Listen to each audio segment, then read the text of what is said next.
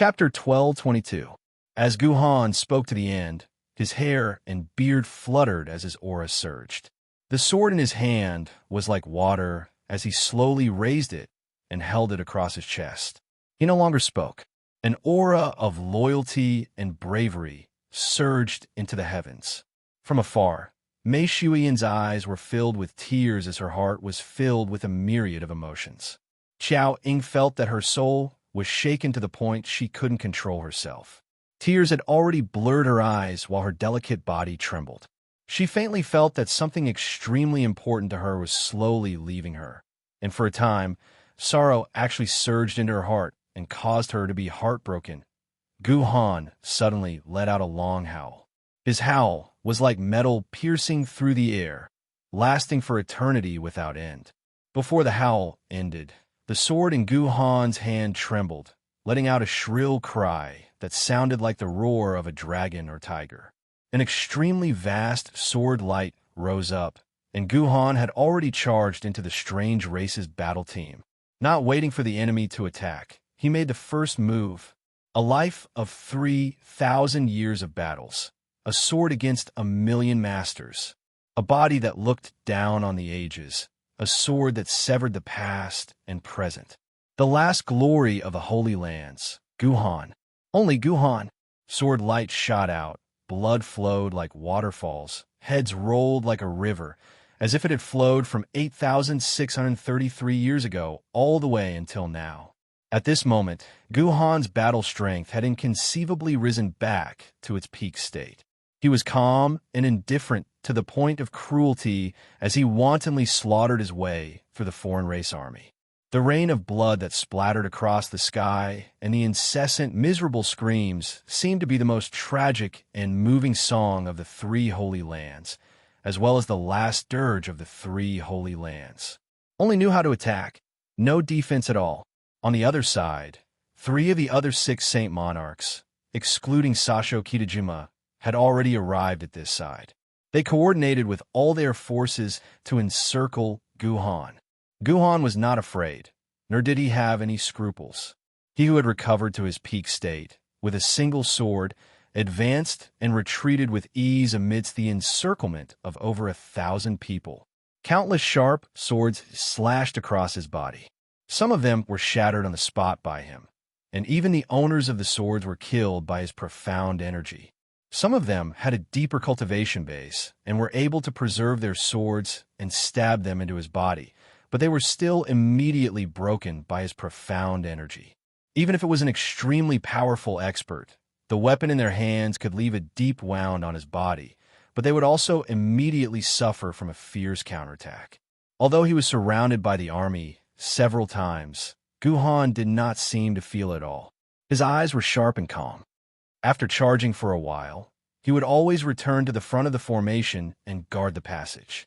It was as if he was still protecting the 10,000 years' glory of the Holy Lands. Then he would charge out again and kill again. Then he would return and charge again. This cycle repeated endlessly. At this moment, Guhan was like a killing machine that didn't know fatigue. At any moment, he could accurately unleash his strongest battle strength and give his enemies the most severe blow. At this point, Guhan was like a Saint Monarch. Every time, it would be a sea of blood and mountains of corpses. Countless strange races' lives would fall at Guhan's feet. Guhan laughed maniacally. In his entire life, in both lifetimes, he had never been so willful before. In the final moments of his life, he wanted to try his best to be willful for once. His pupils were already dilated, reflecting the joy of killing. Those distant memories belonged to his past life, belonged to this life, belonged to Wu Shangyun, belonged to Guhan. In this endless slaughter, the world lost all color, all sound. Only the memories of Guhan's 2 lives continued to play out in his mind. Every fragment was so clear. In his previous life, he had dominated the world and joined the Holy Land as a superior supreme.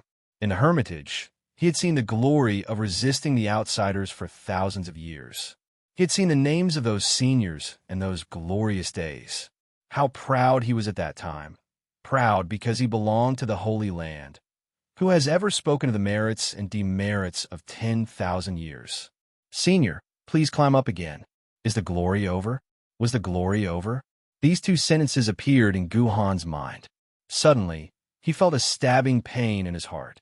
He could not help but roar. Is the glory over? Is the glory over? Is it over?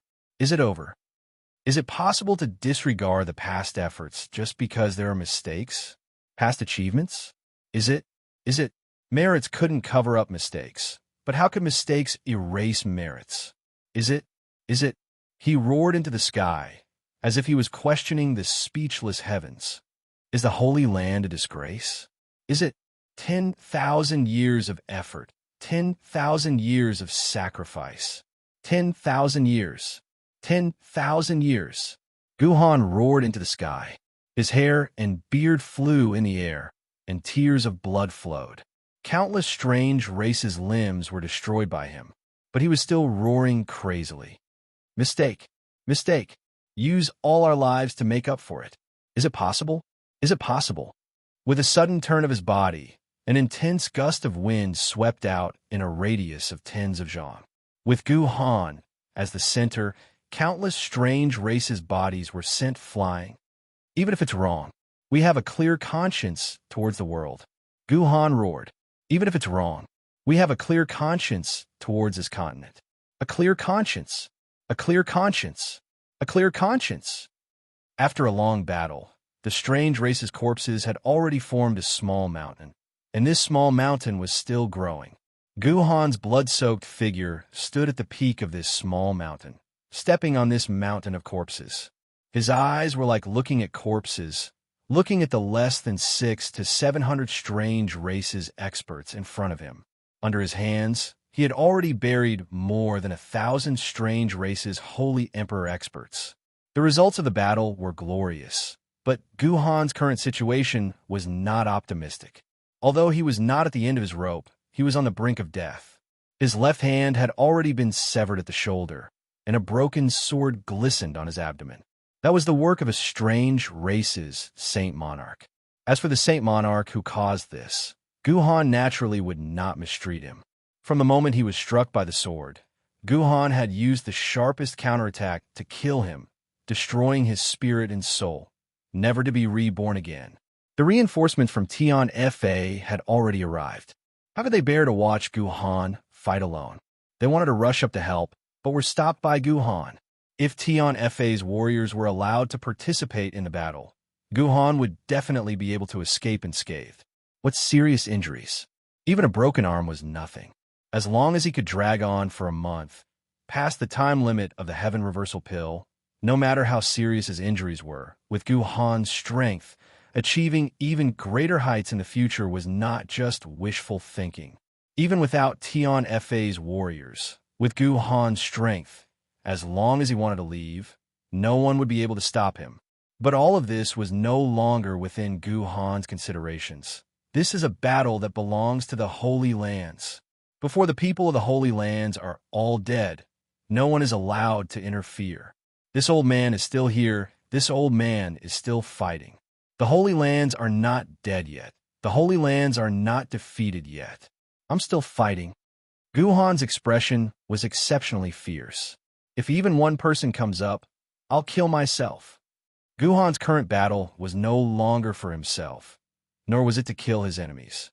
It was only for the glory of the Holy Lands. He knew that the moment he fell, the Holy Lands would really become a part of history, a thing of the past. So Guhan did his best to persevere, squeezing out every single drop of his life essence, trying his best to buy as much time as possible for the Holy Lands. Even if it was just the time of a single breath. It was still the Holy Lands fighting. Still fighting. So he refused anyone's help. Any form of help. The final battle of the Holy Lands. This battle belonged only to the Holy Lands. Guhan's body was already swaying slightly, and his vision was already blurry. There was a limit to a person's strength. After all, he was fighting against thousands of peak experts alone. It was already a miracle that he could last until now. It was enough to write an immortal legend. Guhan was also clear that he was already at his limit. He might not even be able to last until the next attack. In front of him, there were less than 400 people left. However, those who were able to survive until now were undoubtedly experts with considerable strength. These strange races experts were all like vicious wolves, staring at him with endless malevolent eyes, hoping that he would fall by himself. Even if they knew that this person in front of them was already completely exhausted, no one dared to test Guhan's sharpness. The final moment had arrived. This old man can still kill the enemies. Guhan roared and continued to charge forward without looking back. The remaining 300 strange races experts were all peak experts, and they instantly sensed that Guhan was truly at the end of his rope. He was ultimately still a human, not a god. The strange race's holy emperor experts had already reincarnated at his hands. With a shout, the remaining strange races experts all charged forward. Their swords and sabers lit up at the same time. Who didn't want the supreme glory of killing the Holy Land's #1 expert? On the strange race's side, the two Saint Monarchs who were participating in this battle were at the forefront. In a flash, both sides had already clashed. The entire space and time seemed to have stopped at this moment. The two strange races' Saint Monarchs' snow-white swords pierced through Guhan's body and chest without any obstruction. Countless swords and sabers landed on his body at the same time. Guhan did not dodge at all. His face was still as calm as before, but his two hands grabbed onto the chests of the two Saint Monarchs with lightning speed. With all his might, he shouted, "June Moxie, don't forget this old man's instructions." This voice was extremely sharp, as if it could directly rush into the depths of everyone's soul, reverberating in the battlefield for a long time. A loud explosion resounded. The Xian continent's #1 expert, Guhan, had suddenly self-detonated. An unprecedentedly strong explosion, like the explosion of an atomic bomb, caused the two mountains that June Moxie had just erected to collapse in half. In this explosion, more than 200 of the remaining 300 or so experts of the foreign races were killed. Even those who were lucky enough to survive were sent flying into the air by the huge shockwave, rolling far away like silk balls. Two strange races, Saint Monarchs, because they were caught by Guhan, were unable to escape and were buried together with him. The entire battlefield suddenly fell silent. Everyone's gaze turned to this side at the same time. Everyone's expression was solemn and solemn, with unparalleled reverence. June Moxie's heart ached, and he finally could not hold back his tears as they streamed down. Is the glory over? Is the glory over? Is it over? Is it over? Chapter 1223. Guhan's cry before his death was still ringing in his ears. June Moxie, don't forget this old man's request. June Moxie could hear the warmth and fatherly love in this cry, as well as Guhan's desire for him. At this moment, Guhan's request was for his daughter, Qiaoying. Only Qiaoying was his last and only concern before he sacrificed himself for a noble cause. But he didn't say the word daughter until his death, because if he said it, everyone would know that it was Qiaoying. If he didn't say it, he wanted his daughter to continue living happily without knowing. He would rather his daughter never know that she had a father like him in her life than to let her be sad. Regret. At the last moment of his life, Guhan finally released all the emotions he had suppressed in his heart for over 1,000 years. But he would never be able to do anything, I promise you. I will take good care of her. Don't worry, June Moxie said in his heart. But do you know that you've given me a huge problem this time? You don't wish for your daughter to be sad, but how can I bear to let you have regrets? What should I do? This question of his, Guhan would never be able to answer him. After the unprecedented explosion, the battlefield was strangely silent for a while. Guhan's act of sacrificing himself for a righteous cause not only shocked all the warriors of Tian Fa, it also shocked all the surviving members of the Outsiders.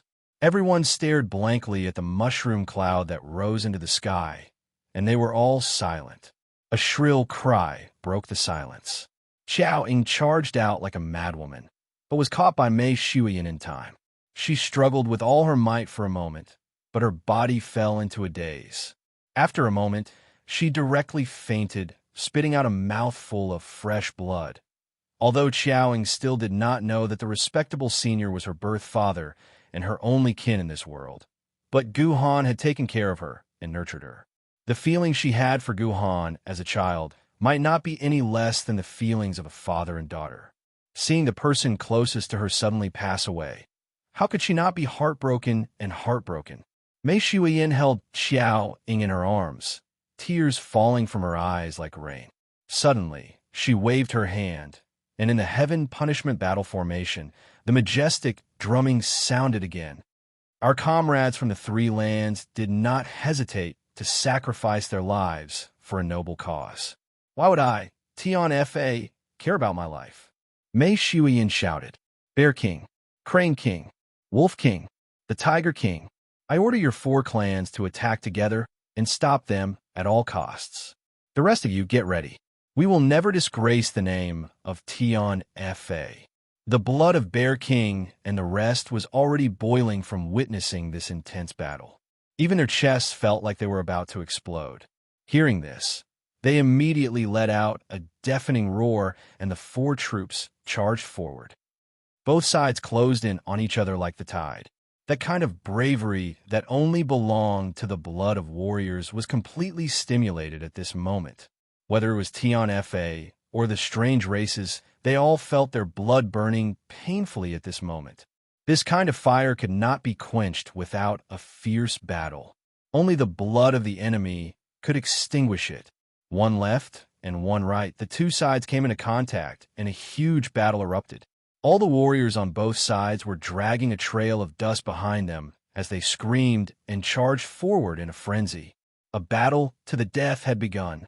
The pillar of heaven's mountains no longer existed, and the continent no longer had a barrier. The only way was to completely annihilate the strange races in this battle. To settle this once and for all. The strange races side also had the same thought. The dazzling world was right before their eyes. Such a heaven-sent opportunity. If they still could not conquer the continent this time, then there would be no hope for them in the future. Cutting off all means of retreat, fighting with their backs to the wall. The situation and position of both sides were the same. Like tidewater, the non-humankind warriors lunged forward crazily. Every one of them had a ferocious face. Countless shrill screams mixed with indescribable resentment resounded through the entire area within a radius of thousands of miles. The earth also trembled because of this. The sky also trembled because of this. It was as if lightning had ignited the earth's fire between the 2 sides. The moment they came into contact, a rain of blood filled the sky. Everyone only had one thought, one action. They charged forward with all their might, roaring, slashing, and trampling. Behind them, there was only a pool of blood, a hell of blood. Jun Moxie roared, the blood of yellow flame flying out of its sheath once again, instantly crossing hundreds of li and joining the battle on the other side. And on this side, wasn't Jun Moxie himself also an extremely sharp and peerless divine sword? His entire body was filled with sharp killing weapons. As long as he passed by, it was impossible to see how he moved, but the enemies behind him would fall in droves. The Bear and Tiger Kings brought their own warriors and followed behind him. They crazily and fiercely charged in. With a loud boom, the power of Earth was activated once again, and a huge hole that was several zhang deep suddenly appeared under the feet of the strange race's soldiers that were charging over. Over 100 strange race's soldiers were caught off guard or simply could not stop in time, and they screamed and fell into the hole. Following that, the hole was filled up by their own tribesmen, and they were trampled on, turning into a pool of blood. Boom! Another huge hole suddenly appeared, but this time it appeared in a different direction. Although his spirit energy had recovered slightly, the power of Earth could not be used to its limit for the time being. Even if it could be used, Jun Moxie did not intend to use it. The strange races were not fools, and they had long been prepared for it. However, Jun Moxie unexpectedly discovered that if it was only a small-scale use, because it only required a small amount of spirit energy, he could bear it. Furthermore, such a small use of spirit energy was extremely effective. under such a high-speed charge. As long as the strange race's soldiers fell into the hole, they would not even need to lift a finger, and they would be trampled to death by their own people. There were simply too many of them. The shallowness of the hole also became an advantage. After being separated by 4 or 5 people, they did not know what was happening in front of them. The only thing they knew was charge, charge, charge. But under such a crazy attack mode, it gave June Moxie a good opportunity to create a large-scale killing without expending too much energy. Big holes suddenly appeared in the ground one after another, and every time one appeared, it would take the lives of dozens or even hundreds of strange races soldiers. However, there were simply too many strange races soldiers participating in the battle. Even with such a high-efficiency attack mode, it was still not enough to cause them any serious damage. June Moxie shook his arms, and a purple aura rose from his body. In an instant, it suddenly exploded. Within a radius of a few thousand feet in front of June Dashao, dozens of similar-sized holes appeared at the same time. As the holes appeared, a series of screams suddenly rang out. June Mo Xie saw that his strategy had succeeded. So, he didn't neglect it. So, he made another move. However, he saw the young master raise his hand. Then, a large flame appeared out of thin air. It enveloped the space within a radius of several hundred feet. Then, with another wave of his hand, 9 fire dragons appeared at the same time, roaring as they charged into the dense group of strange races. Horrified screams instantly rang out in the air. The flames that appeared this time were naturally not the flame of primal chaos. Although such ordinary flames did not have much of an effect on Xianxi experts, against those ordinary soldiers below Tianxian, it was quite effective. The entire battlefield was instantly filled with thick black smoke, mixed with the strange smell of burning human bodies, filling the air. Bear Shan Shan and Earthcracker led the Bear Tribe warriors and slaughtered wantonly as they followed behind June Moxie. Killing the enemy had actually become so easy. They only needed to aim their blades at those disgusting necks, and it would be over. On the other side, the blood of Yellow Flame whistled through the air like a meteor, piercing through the strange race's troops in an instant. Then, it pierced through the back of the strange race's troops. It was just a single sword, but the damage it could cause was extremely terrifying. But there were simply too many strange races troops participating in this battle. Under this suicidal charge, many of them quickly surrounded Tian Fa soldiers, and even more of them crossed over the main battlefield, charging towards Tian Fa's main camp. If they could destroy their main camp, they would have a chance to enter the inner regions of the Xianxian continent. At that time, it would not be easy to encircle them anymore. Countless strange races troops were like a swarm of locusts, howling and charging forward with an indomitable aura. The final battle had finally begun. After losing the geographical buffer, the strange race's troops, who had the absolute advantage in numbers, swallowed up wave after wave of Tian Fa soldiers, trapping them in their own battles, forming small and medium-sized battle circles. The rest of the people on the outside passed through these circles, directly charging towards Tian Fa's main camp. Mei Shuiyan's face was as dark as water. Tian Fa's combat strength was undoubtedly superior, and if they continued to fight like this, the final victory would still be Tian Fa's. But this victory would require time. Facing the strange race's army that used the human wave tactic, Mei Shuiyan was actually unable to cook without rice. Of the 40,000 Tian Fa soldiers, more than 30,000 had already been sent out. Right now, there were only some races that were not good at fighting in the wild behind her. They could be said to be the logistics team for this battle, and their battle strength was relatively limited. But from the looks of it now, a battle was inevitable. Mei Shuiyan's slender hand slowly rose up, and a shining longsword appeared in her hand. It was the king's sword that June Moxie had given her back then. The long sword slashed down fiercely, bringing with it a piercingly cold sword light. Mei Shuiyan roared, "The battlefield is dangerous. The entire army shall fight. With my life, I will carry out my duty. Tian Fa's bloodline will not fall behind. Not only did the three Holy Lands protect the continent for 10,000 years, I, Tian Fa, also have the same glory. For Tian Fa. For the glory of Tian Fa. Brothers kill. Chapter 12:24. The entire battle was completely intertwined. Every minute and every second, countless people lost their lives. Among these people, there were the strange races, Tian Fa warriors, and members of the evil monarch manor. The entire battlefield had already turned into a huge meat grinder. Everyone was fighting with their lives on the line. If they couldn't chop down the enemy, then it would be their turn to be chopped down by the enemy. Even if they chopped down an enemy, they would be chopped down by another enemy the next moment. It was the same for the strange races and Tian Fa warriors. The strange races had the advantage in numbers, but Tian Fa's battle prowess was extremely high. The sacrifice of the three Holy Lands had depleted almost 90% of the strange race's high-end forces. If they won this battle, the contributions of the three Holy Lands could not go unnoticed. Jun Moxie thought to himself as he fought with all his might. It was a pity that the stubbornness and pride of the three Holy Lands was still beyond Jun Moxie's expectations.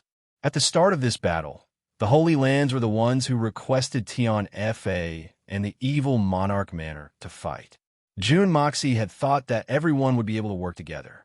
But when things came to a head, he realized that it was just a one-sided fantasy of his. Until the very last moment, the people of the Holy Lands would rather die than truly ally with Tian Fa. Just as Mo Wu Dao had said, some things were done wrongly. But if they could do it all over again, even if they knew this was the case, they would still do the same thing. The heroic sacrifice of all the people of the three Holy Lands was undoubtedly a fatal blow to the strange races.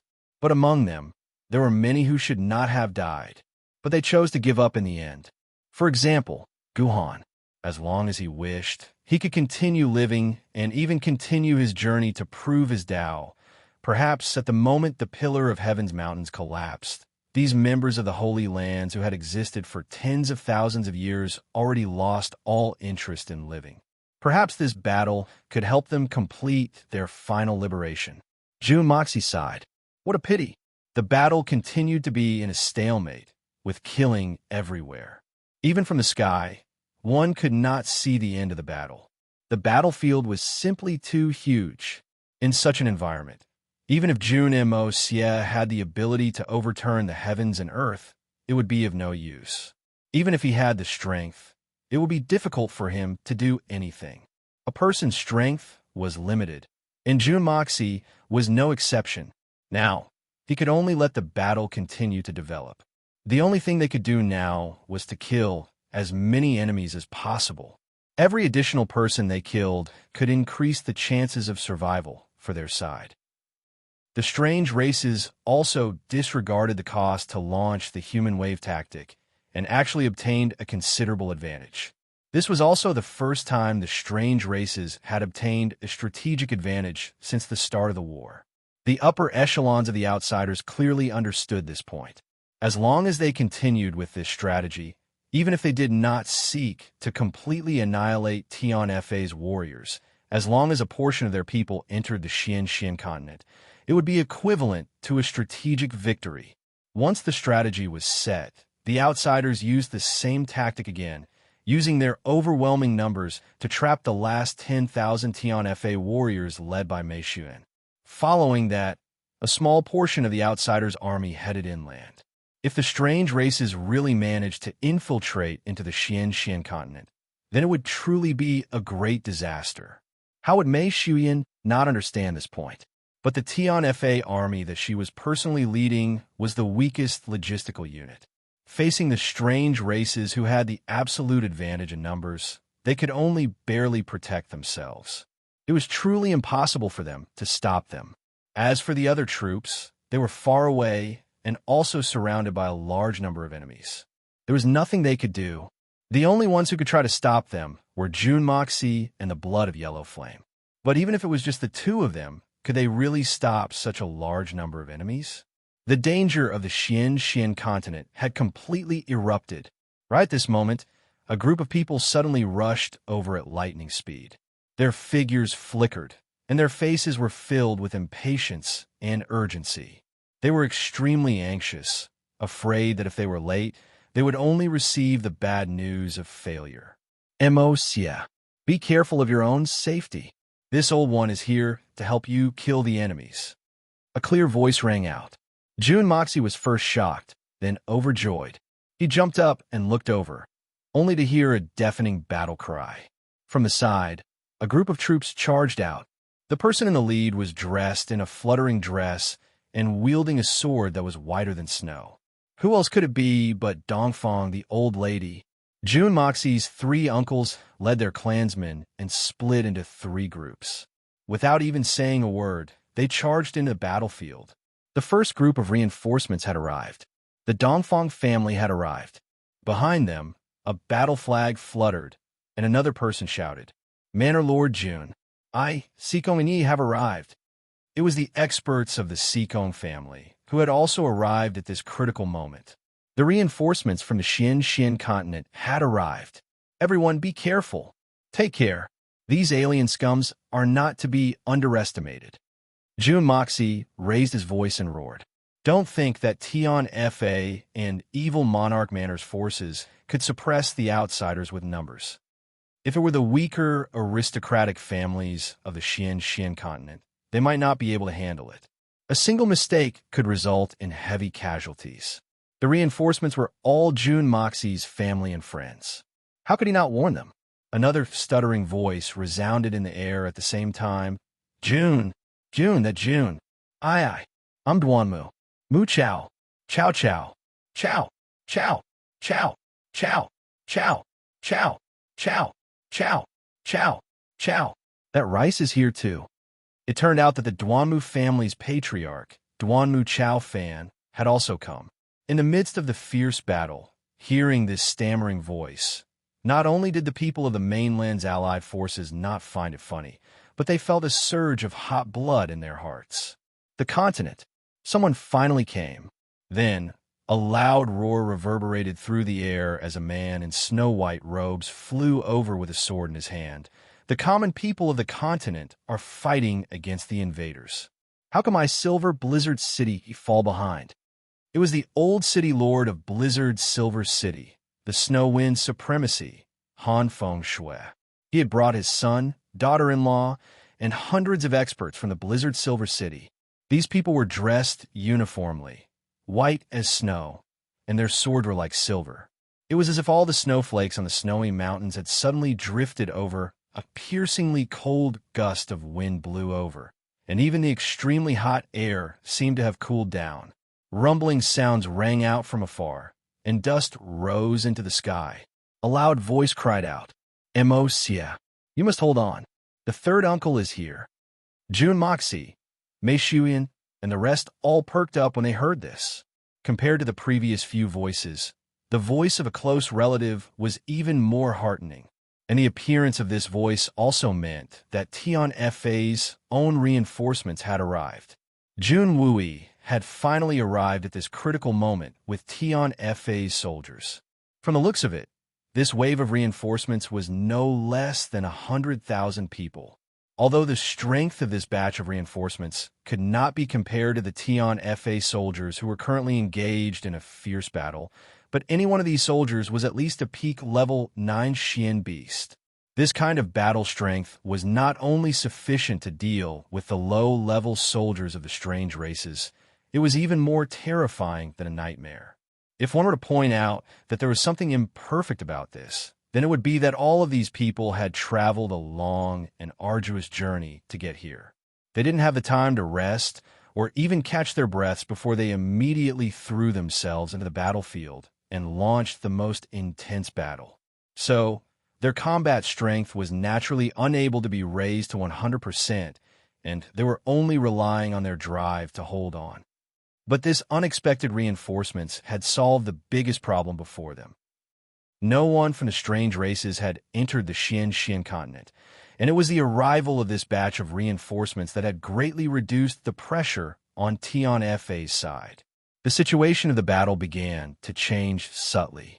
As the banners fluttered, Third Master Junwui led Tian Fa's reinforcements into the battlefield. The strange races might be able to hold a considerable advantage against the great families, but against Tian Fa's reinforcements that were more powerful than them, they could not gain the slightest advantage at all. Move out all the vanguards. Use the fastest speed to reinforce the battlefield. Middle and rear troops, stop. Make use of every moment to rest. In an hour, all the middle troops will move out. Both flanks and rear troops attack in 2 hours. The Blood General Junwui was undoubtedly a talented commander of his generation, and there were few who could compare to him in this world. He clearly understood that if he really sent all his men into the battlefield now, it would be able to alleviate the situation to a greater extent, but it would be of no help to the overall situation. It would only result in heavy casualties on his side. In fact, although the Allied forces led by Jun Moxi and Mei Shuyan were surrounded, they were not at a disadvantage. As long as there was enough time, they would be able to turn the situation around and defeat the enemy. However, the prerequisite for all of this was time.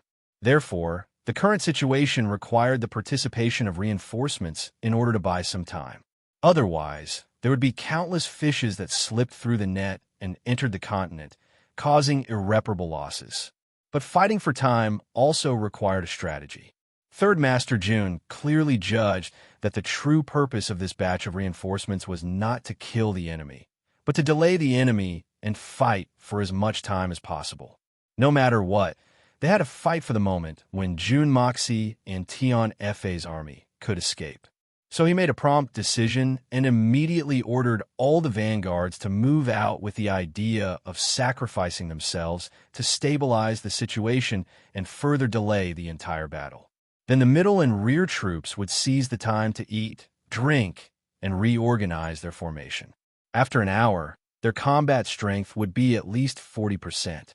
This way, they would have the capital to fight for more time. Furthermore, with this 1-hour buffer, Junwui was confident that he would be able to formulate a strategy according to the subtle changes in the battle situation. He would be able to attack every weak point of the enemy and use the least number of troops to deal the heaviest blow to the enemy. As for the third echelon troops, after an hour, their stamina would at least be recovered. At that time, they would definitely be able to lock in victory with the momentum of a thunderbolt. The moment Junwui arrived at the battlefield, before he even had the time to look at the situation, he had already decided on this strategy to determine the final victory. This kind of foresight could be said to be unparalleled in the world, and this strategy was also the best one he could come up with at the moment. But even so, when the Blood General looked at the battlefield and saw such an intense battle scene, he could not help but suck in a breath of cold air. Happy face, happy face. Chapter 1225. Third Master Jun had fought wars for half his life, and had once led hundreds of thousands of troops across the world. But this was the first time he had seen such a tragic battle like today. This was not a battle between ordinary soldiers. The people fighting here, even if they were cannon fodder, were all top-notch experts in an ordinary army.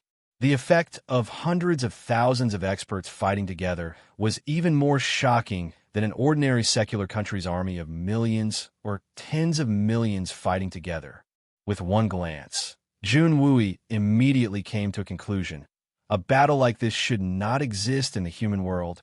A battle like this was not only unprecedented, it would probably never happen again. On the battlefield, the Heaven Destroyer and Spirit Devourer troops reaped the lives of the strange races to their heart's content under the leadership of Solitary Eagle. On the other side, Lung Ao and Bailey Luo Yun led their team of assassins.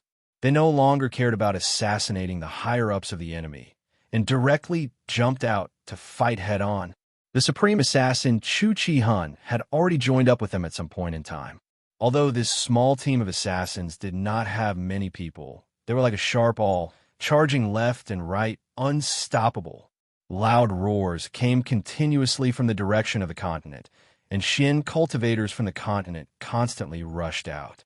Without any rest, they directly joined the battle.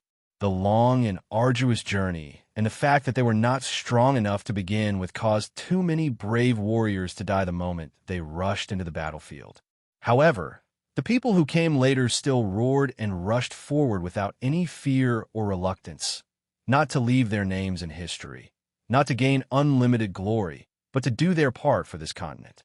Although they had passed away, they had ultimately come, fought, and lived in our past. This hour seemed like a blink of an eye, but also like a long wait.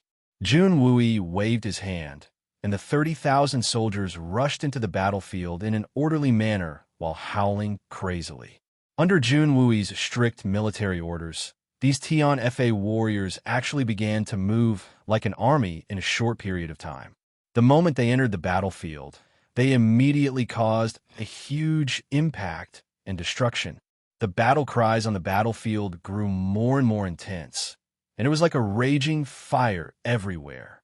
Behind them, in the distance, figures could be seen one after another, rushing out from the continent's direction. In the past hour, several thousand people rushed over one after another, joining the battlefield. These reinforcements belonged to the three Holy Lands' subsidiary clans. In this war, the number of accidental injuries was the fewest in history, because it was too easy to distinguish between friend and foe. This was because the appearance of the mutated people was completely different from that of the people of the mainland. Therefore, if they saw someone who looked like them, they would be comrades, and if they didn't, they would be enemies. Another hour passed amidst the accumulation of blood and human lives. Jun Wui was about to order the rear army, whose strength had basically recovered to launch a general attack, when he suddenly heard a shocking sound from the direction of the continent. It seemed that thousands of soldiers and horses were coming together. Jun Wui's heart skipped a beat. For the time being, he did not give the order to attack. Banners fluttered in the wind, and several strong horses rushed out at the same time. Behind them was a densely packed army. The two people at the front had white beards fluttering in the wind, and their gazes were sharp. On the horse at the very front, there was an old man with a fierce-looking face, and his beard was bursting like a leopard. It was Dugu Zongheng. The other person was Murong Fengyan. The reinforcements from the Tianxiang Empire had also arrived. Everyone was overjoyed to see old friends, but they did not have time to exchange pleasantries. They immediately asked about the situation of the battle. Along the way, Dugu Zongheng and Murong Fengyan had joined the army. Along the way, there were countless experts from the common people who had joined the army. Even a small coalition of Xian practitioners from a few other countries had joined the army. In total, there were nearly 100,000 of them. It was not easy for the entire continent to gather such a strong army in such a short time. Dugu Zongheng was impartial and incorruptible. He only urged the army forward along the way. Along the way, tens of thousands of healthy horses had died from exhaustion. The situation was dangerous, but there was no time for pleasantries. So, they went straight to the point. My third echelon will charge first. Jun Wui made a prompt decision. Uncles, quickly order the army to rest and reorganize. After 2 hours, prepare for the decisive battle. We must make sure that all the mutated people stay here. Otherwise, we can't settle this once and for all. Good. It's decided then. Dugu Zongheng and Murong Fengyan were both veterans of the battlefield. Naturally, they knew that this was not the time to be courteous. They agreed immediately. Jun Wui waved the war flag, and a last wave of Tian Fa's army, which consisted of nearly 50,000 people, shouted in unison and rushed forward. They had already rested for 2 hours, and their battle strength had almost recovered to its peak. In other words, they could be considered as a new force. Although there were many people from the strange races, they had been fighting the entire time without any chance to catch their breath. The moment this new force entered the battlefield, the impact it brought could be said to be unprecedented. They defeated more than 10 strange races' troops like a hot knife through butter. Their war flags fluttered in the wind as they charged into the center of the battlefield. There was a sudden howl in the sky, and a huge bird swooped down from the sky. It was the leader of the 8 great masters, Yunbi Chun, and his partner. They landed on the battlefield and began to fight. In the direction of the continent, people were shouting and horses neighing. Guan Xinghan's father, Guan Donglu, had also arrived with all the warriors of the Guan family. Also, more and more reinforcements arrived from the continent. On the side of the strange races, each death was one less. Although the numbers were high, it was not an inexhaustible loss. Unknowingly, the scales of victory had once again begun to tilt towards one side. Seeing that his worries had been resolved, Jun Dashao directly faced the remaining 3 saint monarchs of the strange races. He had spent a lot of effort to gather these 3 fellows together so that he could deal with them together. The process was simple. First, he chased after one of them, making him cry for help. When he faced the other 2, he purposely held back his strength, making them think that they could deal with Jun Moxie with a little more effort. Naturally, he would lure the last strange race's Saint Monarch to join forces with him. As long as he left them with the slightest bit of hope, they would definitely not give up.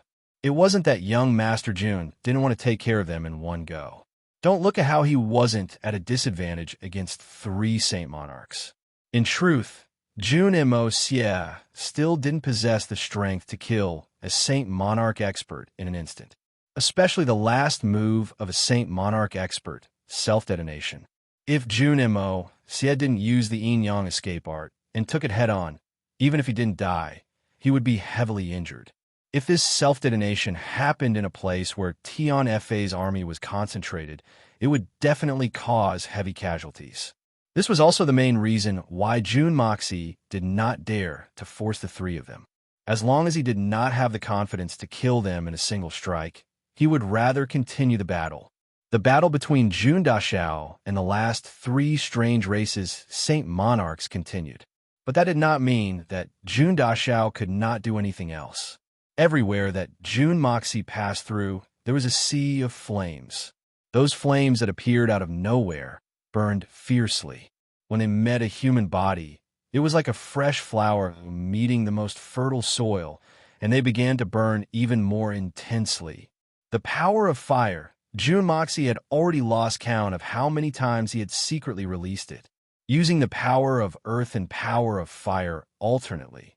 Even with the most conservative estimate, the number of strange races soldiers that had died in Jun Moxie's hands had already reached close to 20,000.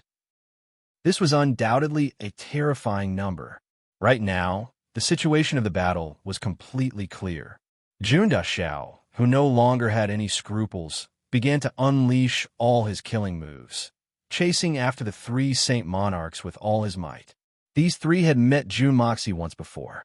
At that time, they were all praising Jun Moxie's gentlemanly demeanor in their hearts. But only now did they realize that this youth in front of them was no gentlemanly at all. He was practically 100 times more terrifying than a demon, especially when Jun Moxie had secretly shot a black flame of primal chaos into the body of one of the Saint Monarchs, causing him to instantly turn into a ball of air. Only then did the other 2 Saint Monarchs come to a realization. So the one that their boss had lured away was not the real mastermind. The real mastermind was actually this harmless-looking and innocent fellow who was filled with compassion for the fate of mankind. The moment this realization appeared, the 2 Saint Monarchs were so furious that they almost collapsed on the spot. How could it be like this? This is too shameless, too despicable. It was this fellow who had used that black flame of primal chaos to wipe out over 10,000 Holy Emperor Saint Monarchs. Then, with a face of benevolence and gentlemanly demeanor, he had urged Sasho Kitajima to bring another unlucky fellow over while he himself remained here. This had directly caused the Divine Sun rays to make a mistake in their judgment, ultimately leading to their current situation of defeat. The 2 Saint Monarchs were filled with grief and indignation. Their foreheads screamed at the same time. "It's you. So it's you. So it's you who?" Jun Moxie rolled his eyes and said angrily, "Isn't it me? What the hell are you all shouting about? Trash will always be trash. You can't even speak properly." As he moved forward, the black flame of primal chaos appeared and disappeared in his palm. When the 2 Saint Monarchs saw the black flame of primal chaos, they immediately tried to avoid it. However, June Moxie's palm landed on the shoulder of one of the Saint Monarchs, causing him to tumble. Then, he was kicked up into the air by June Moxie like a ball. After a torrential storm of attacks, the two Saint Monarchs finally could not take it anymore. We can't beat you, we admit it, but that doesn't mean that we don't have the ability to drag you down with us. At this thought, the eyes of the two Saint Monarchs turned red.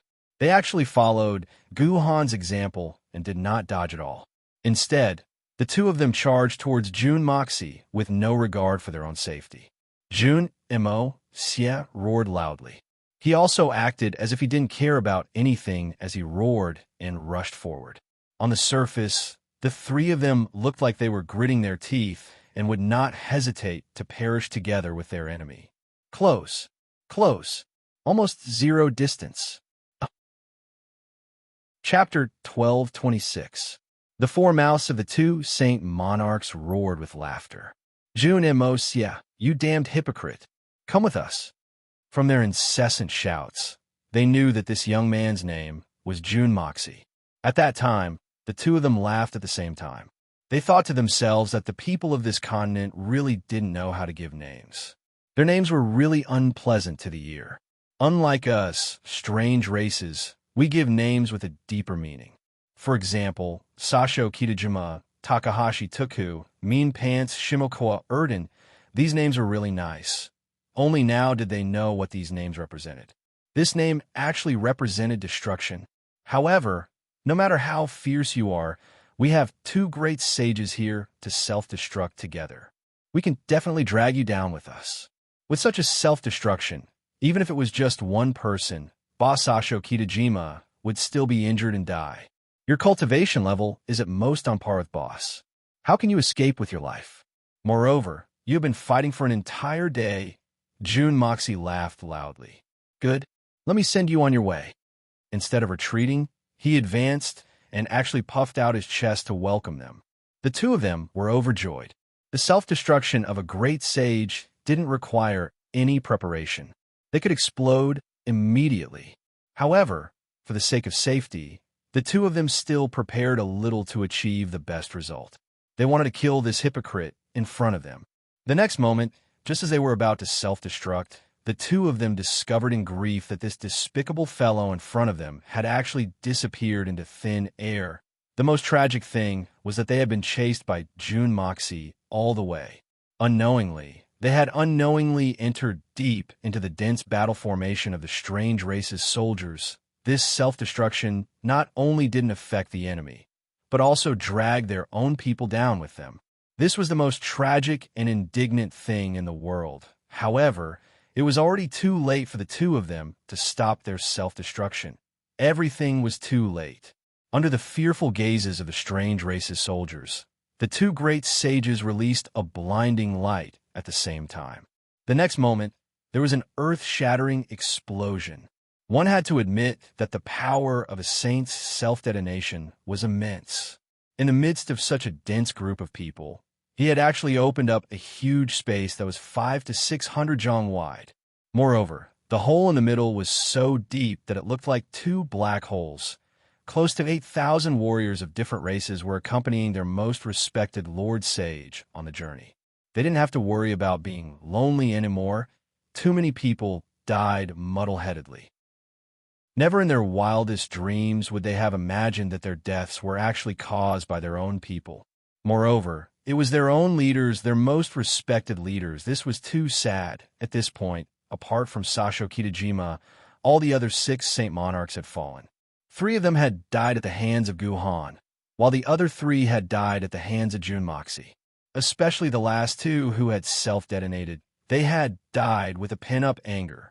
June Moxie quickly scanned the entire area with his divine sense and confirmed that there were still experts from the Limitless Peak. This beheading operation could be said to be a rather successful one. With his heart at ease, June Moxie let out a long roar and suddenly shot through the air. Everywhere he passed, a sea of fire would suddenly ignite. Countless strange races soldiers were all burned into pieces by him, and he advanced at least 300 zhang forward with a blazing fire and smoke. Then he shot up again. This time, There were 9 fire dragons protecting his body. 4 on the left, 4 on the right, and 1 in the middle. He was like a huge fire phoenix, burning himself and others as he flew towards the other side of the battlefield. As for this side, after June Moxie's rampage, Bear Mountain's Bear Tribe troops and the reinforcements that came later were more than enough to deal with it.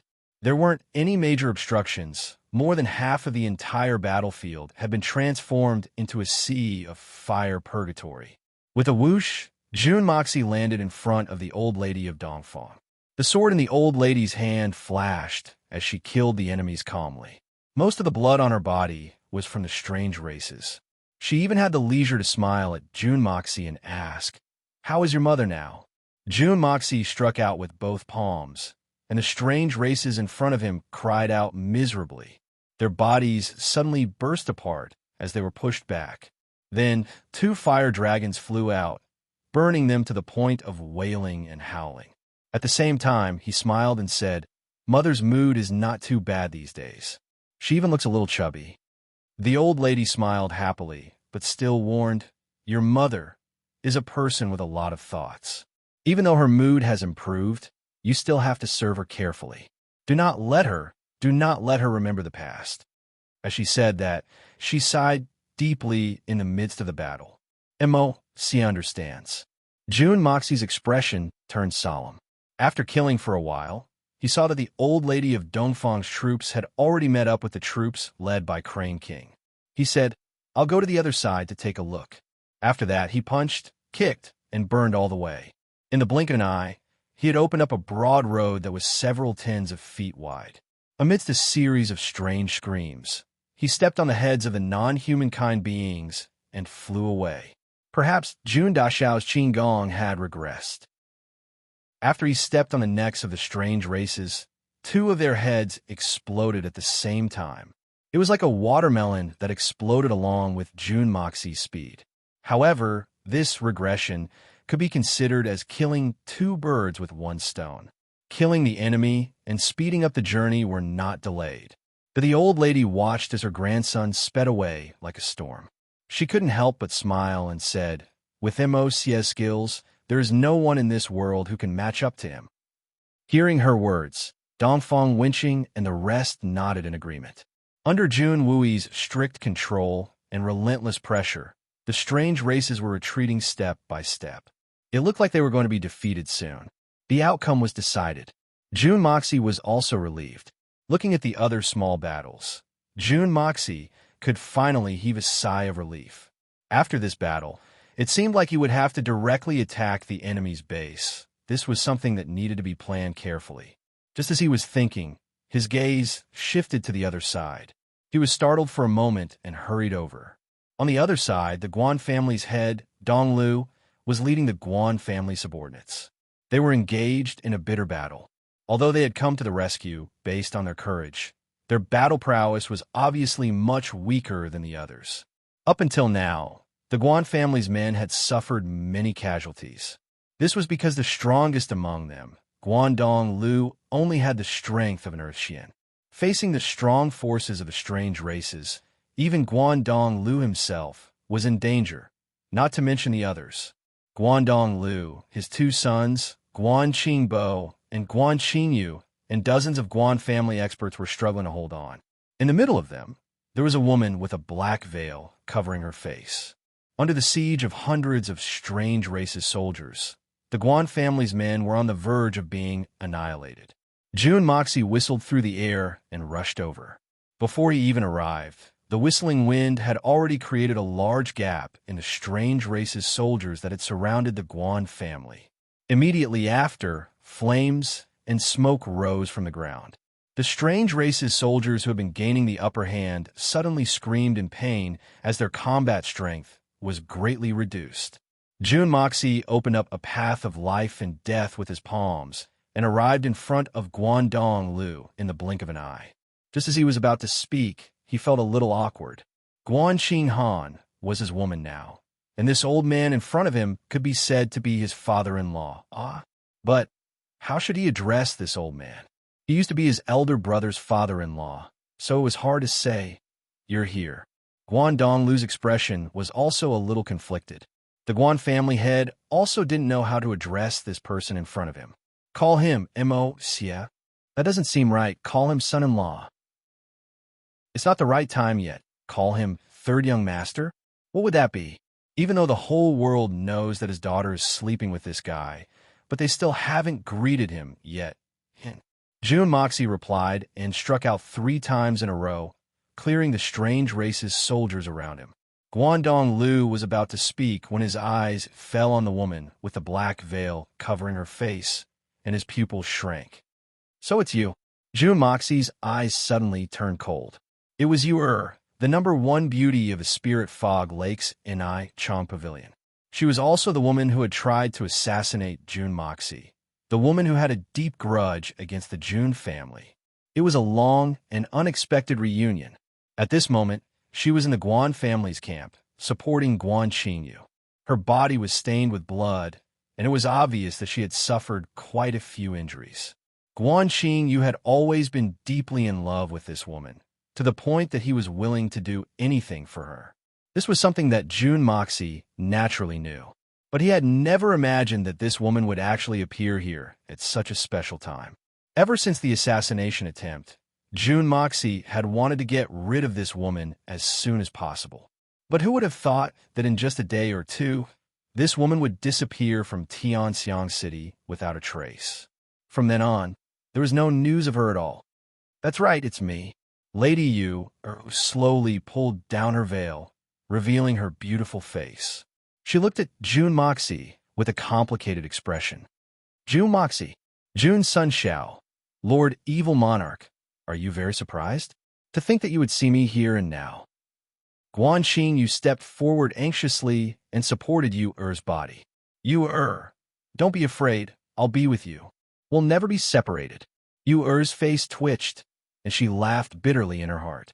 If the evil monarch really wants to kill me, what's the use of you being here?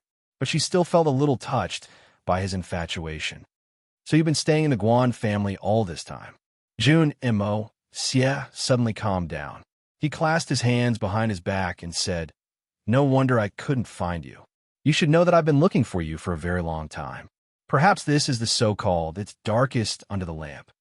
His calm tone caused Guan Qingyu and Yu to feel a chill down their spines. Jun Moxie had been looking for her. Why? It was naturally not because of love, but because he wanted to kill her. Chapter 12:27. Moreover, this was the darkest place under the lamp and could easily implicate the entire Guan family. Is that so? Then I must congratulate Lord Evil Monarch because you finally found me, and you no longer need to think about me. Yu-Er's delicate body trembled a little, but she still stubbornly said, That year, Jun Zhantian killed my entire family, and I'm the only one left. But now, you, Jun Zhantian's grandson, have killed me, so that there will be no future troubles. No, Guan Qingyu shouted loudly, suddenly turning to Jun Moxie and begging in a hoarse voice. Jun Sun Xiao, please let her go. Let Yu go. Please let her go. She is the person I love the most in my life. The person I love the most. Without you, I won't be able to live. His body was trembling, his lips were trembling, and his eyes were filled with despair. Because he could clearly see the thick, killing intent in Jun Moxie's eyes, he screamed, Jun Sun Xiao, you and my sister are already husband and wife. Don't tell me you're going to deprive your brother-in-law of his happiness. I beg you. Jun Moxie's body trembled. It had to be said that Guan Qingyue's words were right on point. The reason why Jun Mo Xie couldn't tolerate Yu was because this girl had always harbored ill intentions towards the Jun family. Even now, even when she was fighting for the continent, the hatred in her heart towards the Jun family had not lessened in the slightest. Yu, who is your father? Who is your grandfather? Why do you hate the Jun family so much? I believe that my grandfather is not an executioner who willfully kills innocent people. If you can tell me the truth, then I can give you justice. Jun Mo Xie sighed and slowly asked, Do you think I'm wrongly accusing your grandfather? My grandfather is Chu Taichung, the former great general of the Yin Kingdom. When Tianxiang Kingdom was founded, Junjan Tian led the army on a punitive expedition. My grandfather's army was defeated, and he died tragically under Junjan Tian's butcher knife.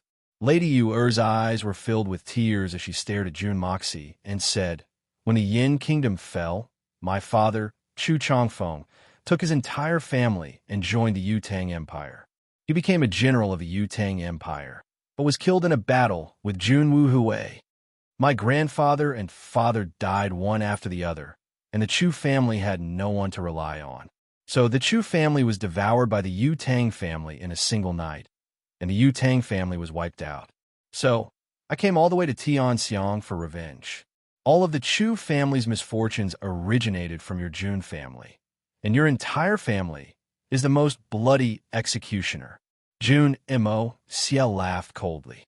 And here I thought that the ancestors of the Taoists had really done some crazy, heartless, and filthy things. So, this so-called hatred is only because your grandfather and father were killed on the battlefield.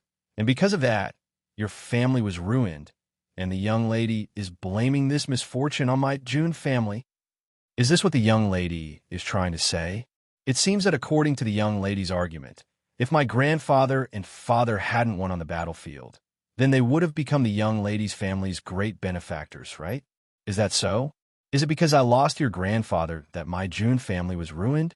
Lady Yuer couldn't help but stare blankly as she heard this.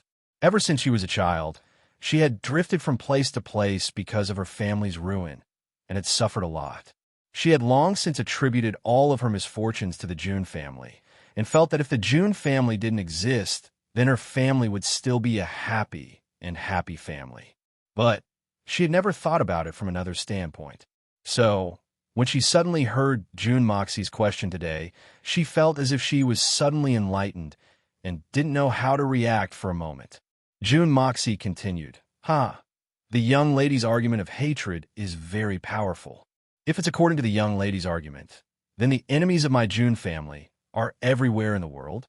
3 generations of our family have fought on the battlefield, and the number of people who have died under the blades of war is far more than a few million. Everyone's family wants revenge.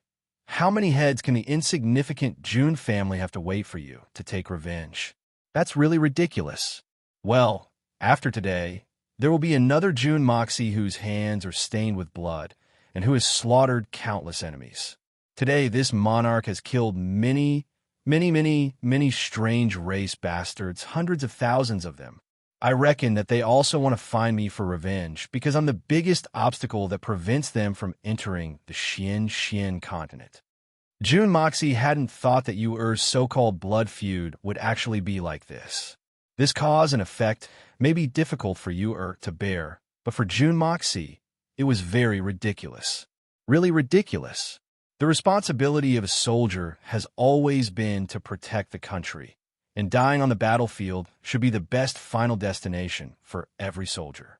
If the family of every soldier who died on the battlefield went to find the enemy's enemy for revenge, then the world would really be in chaos. There was no enmity between soldiers. The only difference was that they had different standpoints. That's all. Guan Qingwei held onto you tightly, hugging her arm as he tried to explain. Jun Moxie, brother-in-law, listen to me. I've been persuading her all this time. Actually, Yuer's hatred has already been put down a lot. Brother-in-law, please believe me. As long as Yuer is with me, she will not do anything to harm the Jun family. Guan Qingwei was so nervous that he even called Jun Moxie brother-in-law. Not only did he call him brother-in-law, but he also called him brother-in-law. Yuer's heart was still a little unwilling, and her face was still filled with grief and indignation, but she did not struggle anymore. In fact, how could she not understand this logic? It was just that she was unwilling to face this problem because of the thread of hope in her heart. But today, after being warned by Jun Moxie, everything became clear. You promise? How can you guarantee it? What if I want to cut the weeds and eliminate the roots? Jun Moxie's face turned cold as he asked. But when he said these words, there was no longer any murderous intent in his heart. Yuer's hatred seemed to be absolutely irreconcilable, but in fact, it was just a little girl's hope. The Chu family had been destroyed, and it was because of this revenge that she had been able to keep on living until now. If even this belief collapsed, then Miss Yu would probably collapse as well. The main reason why Jun Moxie did not kill her was not because Yu was his brother-in-law's woman. Brother-in-law indeed had a certain amount of face, but this face depended on whether or not Jun Dashao was willing to give it to him. The most important reason was that the current Yu was simply too weak. She was simply too weak. She was still not even at the gold Xian level. And with this kind of cultivation, even if the weakest person in the Jun family were to stand still and let her chop at him, she would probably die of exhaustion and still not be able to chop off a single strand of hair from him. Crafty plots and machinations could indeed be used to deal with experts, but there was still a limit to how far they could go. To deal with an expert who was beyond the realm of mortals, any kind of crafty plot and machinations would only be a joke. Jun Moxie had always been a realistic person, and with the current status and strength of the Jun family, an existence like you was not even comparable to an ant in his eyes, so there was no need to pay special attention to her. If you must kill her, then Qing Yue is willing to take her place. Guan Qing Yue was startled for a moment, and then his eyes suddenly turned red as he gritted his teeth and said, "If I can't take her place, then I'm willing to die with her. Hand in hand, we will go to the Yellow Springs together." Guan Xingyue's lips had already been bitten open by the time he finished speaking, and blood was flowing out. But he did not even bother to wipe it, and instead looked at Jun Moxie without blinking and slowly knelt down. "Qingwei," Yu cried out in alarm, and looked at him with a heartache, only feeling that her heart was in turmoil, and for a moment she was unable to say a single word. "This is the man who has pursued me all this time, and has never changed. Even if I have never said anything, he has never changed his original intentions. He has always foolishly done things that I despise, and has always done everything possible to please me. In the beginning, in order to take revenge on the Jun family, I had deliberately tried to get close to him and used him, but he had never doubted me. When I got the information I wanted, I left him for Tianxiang City without a word, and he had no complaints. Later on, when he met me in Tianxiang City, he was still as infatuated as ever. Later on, my plan was discovered by Jun Moxie, and I had no choice but to flee Tianxiang City, only to discover that there was no place for me in this vast world under the influence of the Jun family. It was also at this time that Guan Qingwei appeared in front of me, willing to turn against the Jun family in order to protect me. In the days that followed, he was beaten black and blue by his father in order to protect me, but he never regretted it. Today, for my sake, in front of my great enemy, in front of an undefeatable, peerless powerhouse, he put down his dignity as a man to plead for me, and was even willing to give up his own life in exchange for a chance to breathe. If he had to die, then he actually wanted to go with him. Such true love. How many men in this world can do this for the woman they love? I have already obtained so much. Why am I not satisfied? Such true love. Why didn't I notice it before? Could it be that my heart has gone blind? At this moment, Yuo's dusty heart was deeply touched by this infatuated youth. Guangdong Lu let out a long sigh and stammered, "Jun, third young master, I'm sorry for the Jun family. Qing Yu is so infatuated with Jun Mo Xie, and this old man couldn't do anything about it. I had no choice but to put this matter off for the time being. I came to the Southern Heaven City to assist in the war, and I only wanted to contribute a little bit of my strength to the continent.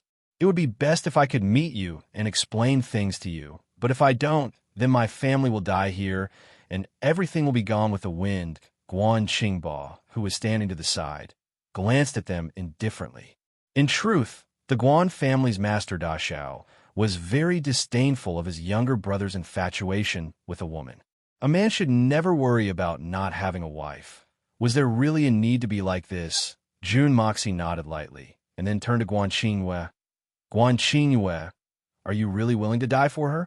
Fine. Since you've already spoken, I will have to buy some face for you, so there's no need for us to go to the Yellow Springs together. If you really want to die for her, then I will spare her life. In any case, it's enough for me to take her life. It's either you die or she dies. It doesn't matter who it is." As soon as these words were spoken, everyone knew that June Moxie was determined to kill you on no matter what. For a moment, everyone's faces changed, and they all secretly cursed June Moxie for being too heartless. Guan Qingyue, on the other hand, leaped up in joy. Is this true? Chapter 1228. Guan Qingyue's expression was calm, as if a heavy burden had been lifted from his shoulders. Taking a large step forward, he said, "Thank you, brother-in-law, for your help.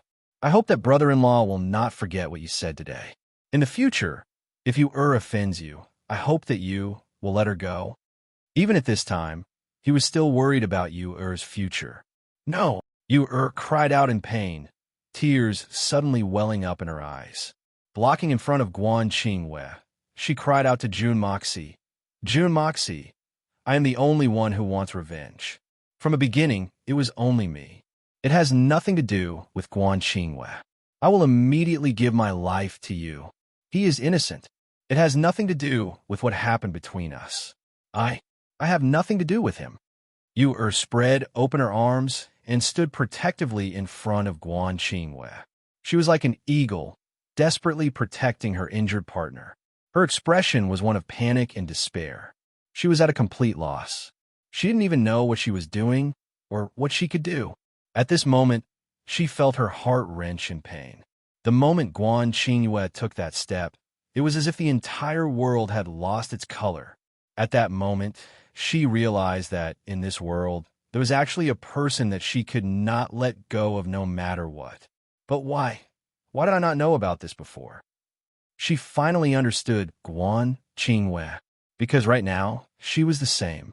As long as Guan Qingyue was alive, even if she died, it did not matter. So he had always loved me so deeply, so desperately, and only now did I understand the value of this true love. But now that I realized it, I am about to be separated by life and death. Why did I not discover my own heart earlier? If I had discovered it earlier, why would I need to take revenge? What is more important than being together with the person I love? It is easy to find a priceless treasure, but it is hard to find a lover. This saying has been passed down for 10,000 years. Why did I not think about it carefully? Furthermore, this so-called hatred is just a war between two armies. The enmity between two countries is not worth it. Why do people only want to turn back when there's no turning back? At this moment, this sentence suddenly appeared in Yu's heart. She couldn't help but feel her liver and intestines break. Turning her head to look at Guan Qingyue, Yu's tears of regret finally fell like a broken string of pearls. She stared at that face in a daze. That face. In the past, her heart had been blinded by hatred, and she had never seen it properly. At this moment, she couldn't get enough of it. Even if I have to die, I can't bear to. I really want to live on. I really want to have more time to see the owner of this face treat me gently. At that time, I definitely won't be as cold as before. The two of them stared at each other in a daze. For a moment, they were both dumbfounded. Ahem. Guangdong Lu frowned and coughed a few times, pretending to be displeased. "What are you still looking at? He's already gone." Guan Qingba chuckled and said, "You two, is now a good time to be lovey-dovey? Wait until we get home and close the door to be lovey-dovey. But for now, don't look like that in front of us." Yu and Guan Qingba looked up to see Guangdong Lu and Guan Qing both looking at them with smiles on their faces. By the time they turned around, young Master June had already disappeared. A few hundred meters away, a white figure was flying up and down, chasing after the outsiders like lightning. "Where's June Moxie? Why did he leave? Didn't he? And did he let us go?" Guan Qingyue cried out in surprise. "Nonsense! Could it be that even now, you still think that he really wants to kill you?" Guangdong Lu glared at his dumb son, speechless. Although June Moxie's words were very serious, but anyone with a brain would be able to figure out that he wouldn't really kill Guan Qinghan's brother. That would be ridiculous. Really? Ha, that's great. You finally don't have to die. I don't have to die. Everyone doesn't have to die. If I die, I won't be able to see you again. Ha! Guan Qingyue cried out in joy. Looking at Yu, he was so happy that he wanted to hug her and spin her around a few times to celebrate, but he didn't dare to. Idiot! Yuera looked at him with tears in her eyes, her heart pounding. Quietly, she placed her small hand into the palm of the person in front of her. This idiot, even at a time like this, he was still overjoyed that she didn't have to die, and was still worried that he wouldn't be able to see her again if he died. Yuer? Feeling a small hand suddenly appear in his hand, Guan Xingyue was a little confused. Lowering his head, he was startled. His hand trembled, and he almost flung Yuer's hand away. In a moment of desperation, he stretched out both his hands and tightly held onto the small hand. A silly smile appeared on his face, but he refused to let go. His face turned red, as if it was on fire, as if his blood was rushing to his head. This wasn't because he was embarrassed, but because he was so excited that blood rushed to his head. What an idiot, haha. Guan Xingba also laughed heartily. Yuer placed her hand in Guan Xingyue's, feeling the warmth and gentleness of his hand. She couldn't help but smile as well. Qingyue, to be honest, I really can't stand seeing you like this. But as your big brother, I can only give you my blessings. Guan Xingba said seriously. At this moment, feeling the atmosphere, Guan Xingba couldn't help but say the words in his heart. Second brother, now that you have the beauty in your arms, you can't fight with me for the power of our family, right? Of these two brothers, one was infatuated with love, and the other had a strong desire for power. But now that they were able to say it face to face, it was something that Guan Donglu didn't even dare to think about, because this meant that these two brothers could no longer fight with each other, nor would they have any dirty thoughts. What broken family head? I've never fought for it, and I won't fight for it in the future. Even if you want me to, I'm too lazy to do it. How can a mere family head compare to my Yuer? Guan Xingyue was still holding Yuer's hand, but he was afraid that he would hurt her if he used too much force. So he said with disdain, "You stinking brat! What kind of bullshit are you spouting?" Guan Donglu roared angrily, but he laughed instead. Wasn't such an ending the best one? Yuer lowered her head shyly, suddenly feeling a sense of peace and happiness in her heart. So, this is the happiness that I've been dreaming of. Thinking up to here, she raised her head and looked in the direction of Jun Moxie. Jun, third young master, don't worry, I won't take revenge anymore. From afar, Jun Moxie's laughter rang out. You lass, you're really silly. The evil monarch, is he someone that you can take revenge on? Even if he doesn't resist and just stands there and lets you chop him? Who can you chop? Even if you tire yourself to death, you won't be able to chop him. Guan Donglu chuckled, and everyone laughed along. Yuer stood there with a red face for a while, but she couldn't help but laugh as well. At this time, Jun Moxie, who was in the middle of the intense battle, suddenly had a flash of enlightenment. So this is the test of love. When fate comes, it's the test of love. The test of love has always been difficult since ancient times. Love can cause a person to be consigned to eternal damnation, but it can also cause a person to become a Buddha. The former can cause a person to become a demon, while the latter can cause a person to become a saint. Love. So this is the test of love, ah? The sun rises in the east, and the rain falls in the west. The Tao is heartless, but there's love. Jun Moxie's heart was suddenly clear and bright. He suddenly felt as if he had been enlightened. Countless small but stubborn obstacles in his heart and mind suddenly turned into nothingness. He only felt as if his body and mind were in perfect harmony. At this moment, he had actually entered the 7th level of the art of unlocking heaven's fortune. Jun Moxie let out a long howl and suddenly soared into the air. With a wave of his hands, an extremely hot fire dragon soared out thousands of zhang from his left, while a hazy, frosty aura surged out from his right, freezing all the strange races within thousands of zhang of him into ice. At this crucial moment, he had broken through again, and not only had he broken through in the art of unlocking heaven's fortune, he had also broken through the test of love. The test of love that had troubled all heroes since ancient times had finally been broken through. This test of love was a good one. This breakthrough had directly raised Jun Moxie's state of mind to an unprecedented level. Not only was Jun Moxie ecstatic because of his amazing breakthrough, the Hongjun Pagoda also seemed to be ecstatic because of its master's progress, as if it had been waiting for this day for a long, long time. At the beginning of the breakthrough, the rich primordial violet chi in the Hongjun Pagoda suddenly became unprecedentedly restless, and then formed into a purple whirlwind, crazily rushing into Jun Moxie's meridians. The amount of primordial violet chi this time was truly unprecedented. Coincidentally, the endurance of Jun Moxie's meridians also seemed to have increased by 1,000 times in this instant, swallowing the huge amount of primordial violet chi like rivers running into the sea, like a whale swallowing the world.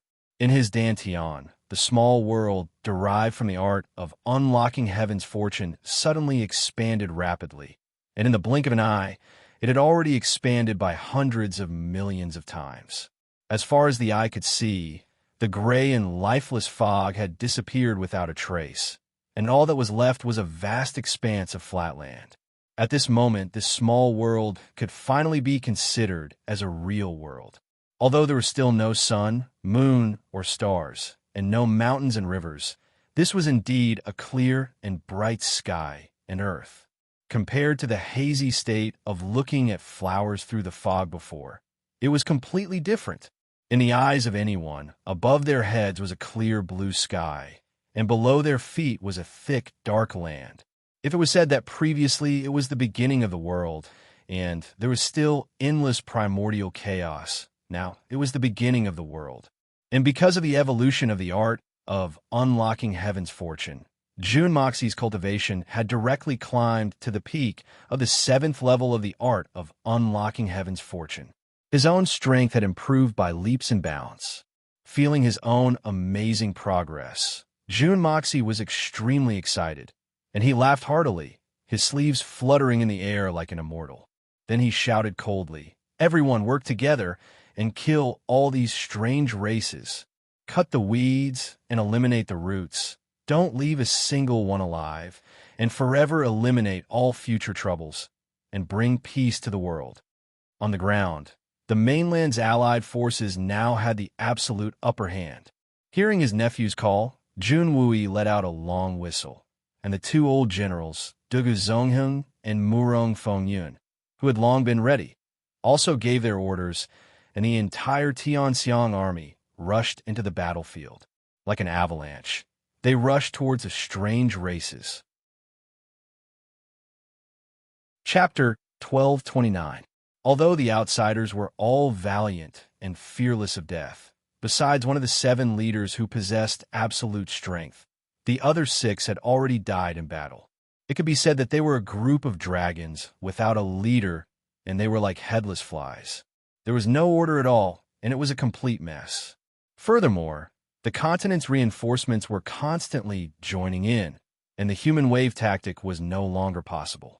Tian Fa's true strength was originally higher than theirs, and they were originally only trapped by the continent's superior military strength, unable to break free for the time being. But now, with the continuous losses, even their greatest reliance, superior military strength, was in an extremely disadvantageous position. They were truly powerless to turn the situation around. Many people were still frantically resisting, but there were already a portion of them who were looking around, preparing to flee. But overall, although the outsiders were at a disadvantage, it was not to the point of collapse yet. The battle was still going on intensely. The casualties on both sides continued to rise. Mei Shuiyan's white robes were especially eye-catching. Her sword was like the wind, cutting down her enemies as easily as chopping vegetables. But her white robes were actually untainted by even a speck of dust. Large amounts of fresh blood occasionally sprayed on her body, but it would immediately slide off, not leaving even the slightest mark. The countless blades and swords of the outsiders had also landed on her body, but Mei Shuiyan seemed to not feel anything at all. Not to mention being injured, there wasn't even the slightest crease on her robes.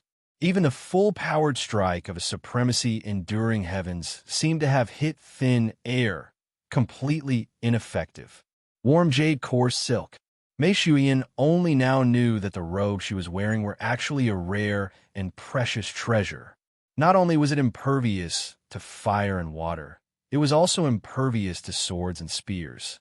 Even a divine weapon filled with Saint Venerable level Xian Qi would not be able to leave a single mark on it, much less injure him. Thinking about how Jun Moxie insisted that she wear this robe before the battle, Mei Shuyan felt a surge of warmth in her heart. Although they were in the midst of a fierce battle, Mei Shuyan's heart was filled with happiness and contentment, as if she was strolling in a garden with her lover. This robe was a token of Mo Xia's sincerity towards her. It was easy to obtain a priceless treasure, but difficult to find a lover. This priceless robe that was given to her by her husband contained the most precious feelings. Jun Mo Xia furrowed his brows as he looked at the chaotic battle below him. He immediately activated the upgraded art of unlocking heaven's fortune. Suddenly, countless tiny black snowflakes began to fall from the sky. These black snowflakes were the thing that gave the outsiders such a headache. The flame of primal chaos. Jun Mo Xia was pleasantly surprised to discover that the flame of primal chaos was now completely under his control, and he no longer needed the help of the Hongjun Pagoda. This must be the benefit of leveling up this time. With that thought in mind, he didn't even think about it, and spilled everything he had. In the current battlefield, both sides were entangled with one another. In the past, even if Jun Moxie could have used it, he wouldn't have dared to. But now, under Jun Moxie's precise control, the flames of primal chaos were specifically aimed at those two-headed, two-bodied aliens without any deviation. Although the speed of the flame of primal chaos was slow, in such an intense and crowded battle, how many people could be spared? Countless shrill and miserable cries resounded throughout the area. Jun Moxie smiled cruelly. He was about to sprinkle the flame of primal chaos again when he suddenly felt dizzy. The door of the 7th floor of the Hongjun Pagoda suddenly opened. A paragraph of words transformed into a golden light and drilled into his mind. At the beginning of heaven and earth, the secret of primordial chaos, the 5 elements return to one. The wind and clouds borrow strength. Yin and yang circulate. Life and death do not change. The 9 heavens bell and drum. The 8 directions of void. The 9 realizations of the soul, the will of heaven and my will. Jun Xia couldn't help but be startled. He was just about to go in and see what kind of power the Hongjun Pagoda had bestowed upon him this time, when he suddenly heard a loud sound from the 7th level of the pagoda. A bolt of lightning suddenly shot out with a whooshing sound, drilling straight into the depths of his soul. As this bolt of lightning shot into his soul, Jun Moxie suddenly understood. This power was what he had been longing for a long time. The power of lightning. The power of lightning, this was the ultimate violent power of heaven and earth. The ultimate power that could cause tens of thousands of people to avoid it. The power of lightning that the Hongjun Pagoda had accumulated for a long time, at this moment, was all poured into Jun Moxie's small world. Jun Moxie rejoiced in his heart, seeing that the outsiders were already on the verge of collapse. A portion of them had already begun to flee in defeat. The Allied army chased after them relentlessly.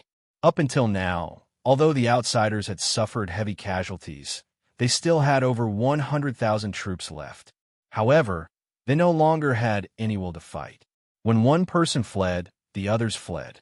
The scene before their eyes had truly proven a saying. A defeated army is like a landslide. Jun Moxie was just about to test out the power of this new power of lightning. His white robes fluttered, and he chased after them in midair. He shouted, "Let me!" His hands trembled, and his body shook. His left and right hands formed a lightning spell at the same time. Suddenly, there was a loud clap of thunder, and over 1,000 blazing white bolts of lightning shot down. This was a purely probing attack, but its power was actually no less than a venerable's heavenly tribulation.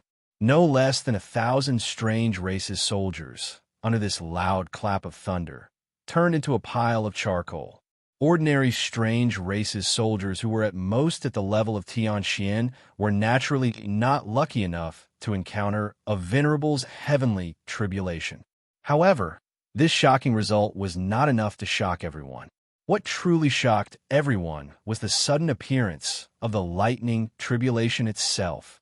The hundreds of thousands of people on the battlefield looked up at the same time. No one could have imagined or understood why such a huge lightning bolt would suddenly strike in this clear sky and kill so many people in one go. Under everyone's gaze, June Moxie shouted, "Nine heavens, thunderclap!" Boom! Another ball of blazing white lightning fell. Then June Moxie's thunderous roar sounded continuously. A thunderclap resounds through the heavens. Thunderclap heaven and earth. Raging thunderclap thousand plates.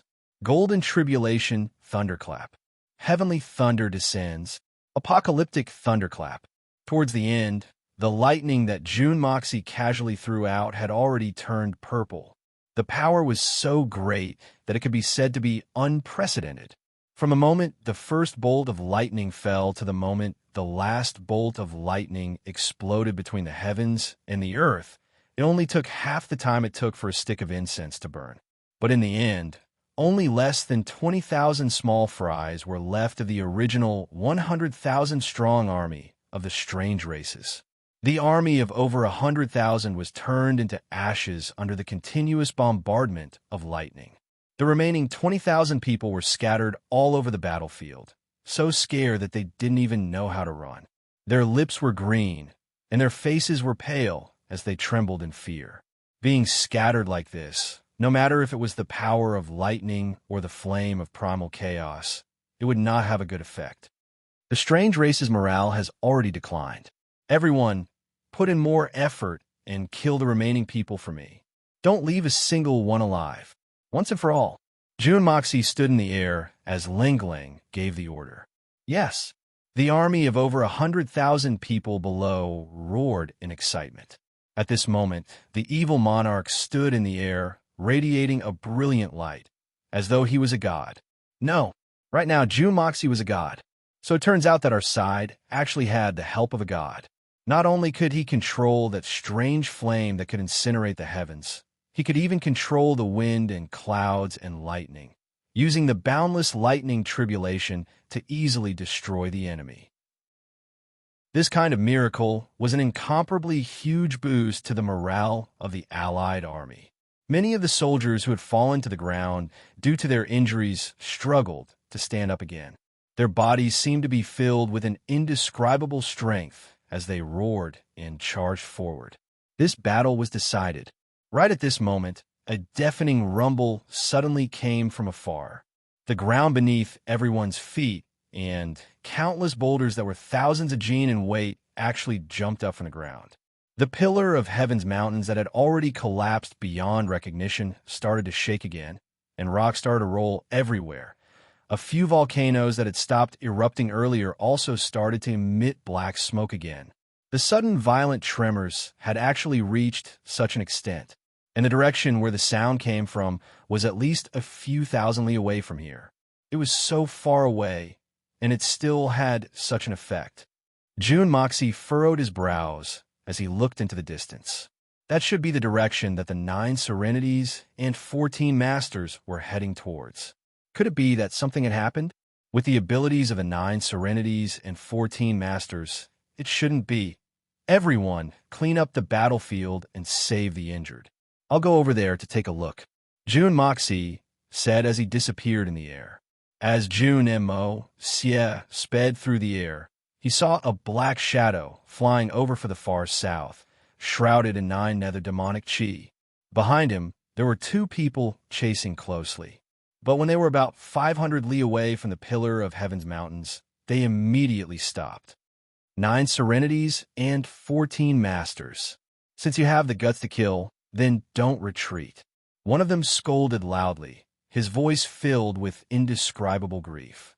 Are you going to throw the rules of the pugilistic world to the back of your head, just like that? Do you still have any backbone as the successor of the 9 Nethers? You coward. The 9 nether demonic chi in front of him fluctuated, and a Langling's voice said, "Screw the rules of the pugilistic world. Do you think I'm stupid? Why didn't you talk about the rules of the pugilistic world when the 3 of you joined hands to attack me? If I really wanted to talk about the rules of the pugilistic world, I would have torn the 3 of you into pieces a long time ago if I fought alone. Bah! Now you're talking about the rules of the pugilistic world after suffering a loss? Talk your grandmother. If you have the guts, come over, I'll talk about the rules with you." As he scolded, he didn't slow down at all. Instead, he sped up. From his voice, it seemed that the 9 serenities and 14 masters had a belly full of anger. "Good. Well said, well scolded. You're so smart." Jun Moxie stopped and revealed himself in front of the 9 serenities and 14 masters with a big smile on his face. "I didn't expect Brother 14th to be so good at scolding people. MOC admires you." Chapter 1230. Half-Step Saints? And 3 of them. Jun Moxie's legs twitched. Holy shit, that Zhang Kuang was only a half-step saint at his peak. Doesn't that mean I have to face 3 Zhang Kuang at the same time? Zhang Kuang, who hadn't fully recovered his strength, was already so difficult to deal with. How could there be 3 of them here? That's it now. There are only 2 left. The 9 nether 14th young master heaved a sigh of relief and spat on the ground hatefully. This young master has finally risked his life for the past few thousand years. F***CK. I've really been forced into a corner. But one of those 3 bastards has still been killed by me. That bastard chose to self-destruct at the last moment, almost causing this young master to fail miserably and become a scapegoat for him. Jun Moxie broke out in a cold sweat. It turned out that the sudden explosion from before was actually the self-detonation of a half-saint. Even thousands of miles away, 9 serenities and 14 masters flew out from the epicenter of the explosion. But he didn't seem to be seriously injured. Or perhaps it should be said that this bastard was the most abnormal. What are you thinking about? This young master isn't doing well either. My internal organs are all displaced. 9 serenities and 14 masters hurriedly transmitted his voice to Jun Moxie. He was afraid that the latter had misjudged the situation. Right now, I'm just barely holding on. But if I want to deal with another half-step saint, I won't be able to. Brat, it looks like you've made a breakthrough and your strength has increased again. But you still have to think this through. Don't rush forward like a hothead. These 2 old bastards are very difficult to deal with. If you get surrounded by them, then it'll be very bad. Jun Moxie rolled his eyes and said disdainfully, "Do you think I'm like you? So thoughtless?" His words made 9 serenities and 14 masters so angry that he almost suffered a relapse of internal injuries. "Hurry up and take this medicine," Wang Yao said. Jun Moxie hurriedly threw out a reversal pill and transmitted his voice. "See how much you can recover. Hurry up." The 9 nether 14th young master did not waste any time. He raised his head and swallowed it. Then he made a grabbing motion in the air. With a pa sound, the air in his hand directly shattered, turning into a teacup. Following that, water flowed out of the air, filling the cup. The 9 nether 14th young master raised his head and drank the cup of water. He even needs to drink water to take medicine. This guy is really fussy. Jun Moxie muttered in his heart. While Jun Moxie was thinking, he saw 9 serenities and 14 masters suddenly turn his head, his eyes flashing. "HM, what medicine is that? The effect of this medicine is not bad, right?" Jun Moxie asked proudly.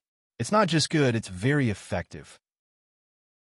This young master's injuries have already recovered by 70 to 80% in an instant. Even the primordial chi that was almost exhausted has recovered by at least 60%. What kind of medicine is this? How can it have such a magical effect?" 9 serenities and 14 masters was extremely surprised. He never had the habit of taking medicine. No matter how serious his injuries were, he would only recuperate alone or use his netherworld demonic chi to heal and recover. But now, he had recovered by more than half by just eating a small pill. The effect of this kind of magical pill was simply astonishing. "One more, and I'll be completely recovered." 9 serenities and 14 masters licked his lips and said. Seeing that the reversal pill was effective, Jun Moxie also breathed a sigh of relief. Hearing 9 serenities and 14 masters' words, he couldn't help but twitch his mouth. One more? Another one is useless except for adding some food to your stomach. This medicine has amazing effects, but it naturally has a limit. You can only eat one in a month.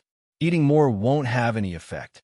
I thought you were a veteran top expert, but you don't even have this little bit of knowledge. Brat, what you said makes sense. 9 serenities and 14 masters heard Jun Dashao's sarcasm, but was not satisfied. Instead, he said, this kind of heaven-defying medicine must have a limit. This young master was too obsessed and forgot about this. I really lack knowledge. And why aren't those 2 powerful experts of the strange races here yet? Could it be that they saw that you've recovered? Could they have such good eyesight? Jun Moxie pouted his lips and asked curiously as he looked at the 2 people of the strange races standing a few hundred feet away. Bastard, do you really think they don't want to chase after us? I reckon that the restriction here is most likely the ultimate restriction set by the 9 Nether First Young Master. Even if they want to, they don't have the ability to break through, so they don't want to come over. 9 Serenities and 14 Masters was of the same lineage as the 9 Nether First Young Master and had long discovered the strangeness of this place. Just thinking about it, he already understood the cause and effect. I see. Then it's relatively easy to deal with. Jun Moxie was relieved. To think that the 9 Nether First Young Master was quite cunning. He actually left such a backup plan. Although Jun Dashao had improved by quite a bit, he still didn't know how much he had improved. And the other party was a super expert of the half-sage level, and there was more than one of them. He was wondering how he could give it a try. If he fought recklessly and wasn't a match for the other party and was chased all the way back, then it would be big trouble. At that time, it would be his side who would be defeated like a landslide. Now that he heard that the 2 monsters couldn't come over, he was instantly relieved. The wind whistled behind him, and the number 1 expert of the strange races, Sasho Kitajima, caught up, panting heavily. Although he was also a 4th-level Saint Monarch, he was still a far cry from the level of 9 Serenities and 14 Masters and the 2 half-sages. He only caught up now. When he saw Jun Moxie, he couldn't help but ask, "You, why are you here?" An ominous premonition rose in his heart. "Why am I here? The hundreds of thousands of people on your side have basically all been killed by this young master. If I'm not here, where should I be?" Jun Moxie scoffed and chuckled. "Impossible. You're lying to me." Chuangshang Beidao hollered. "My race has a 1,000,000-strong army.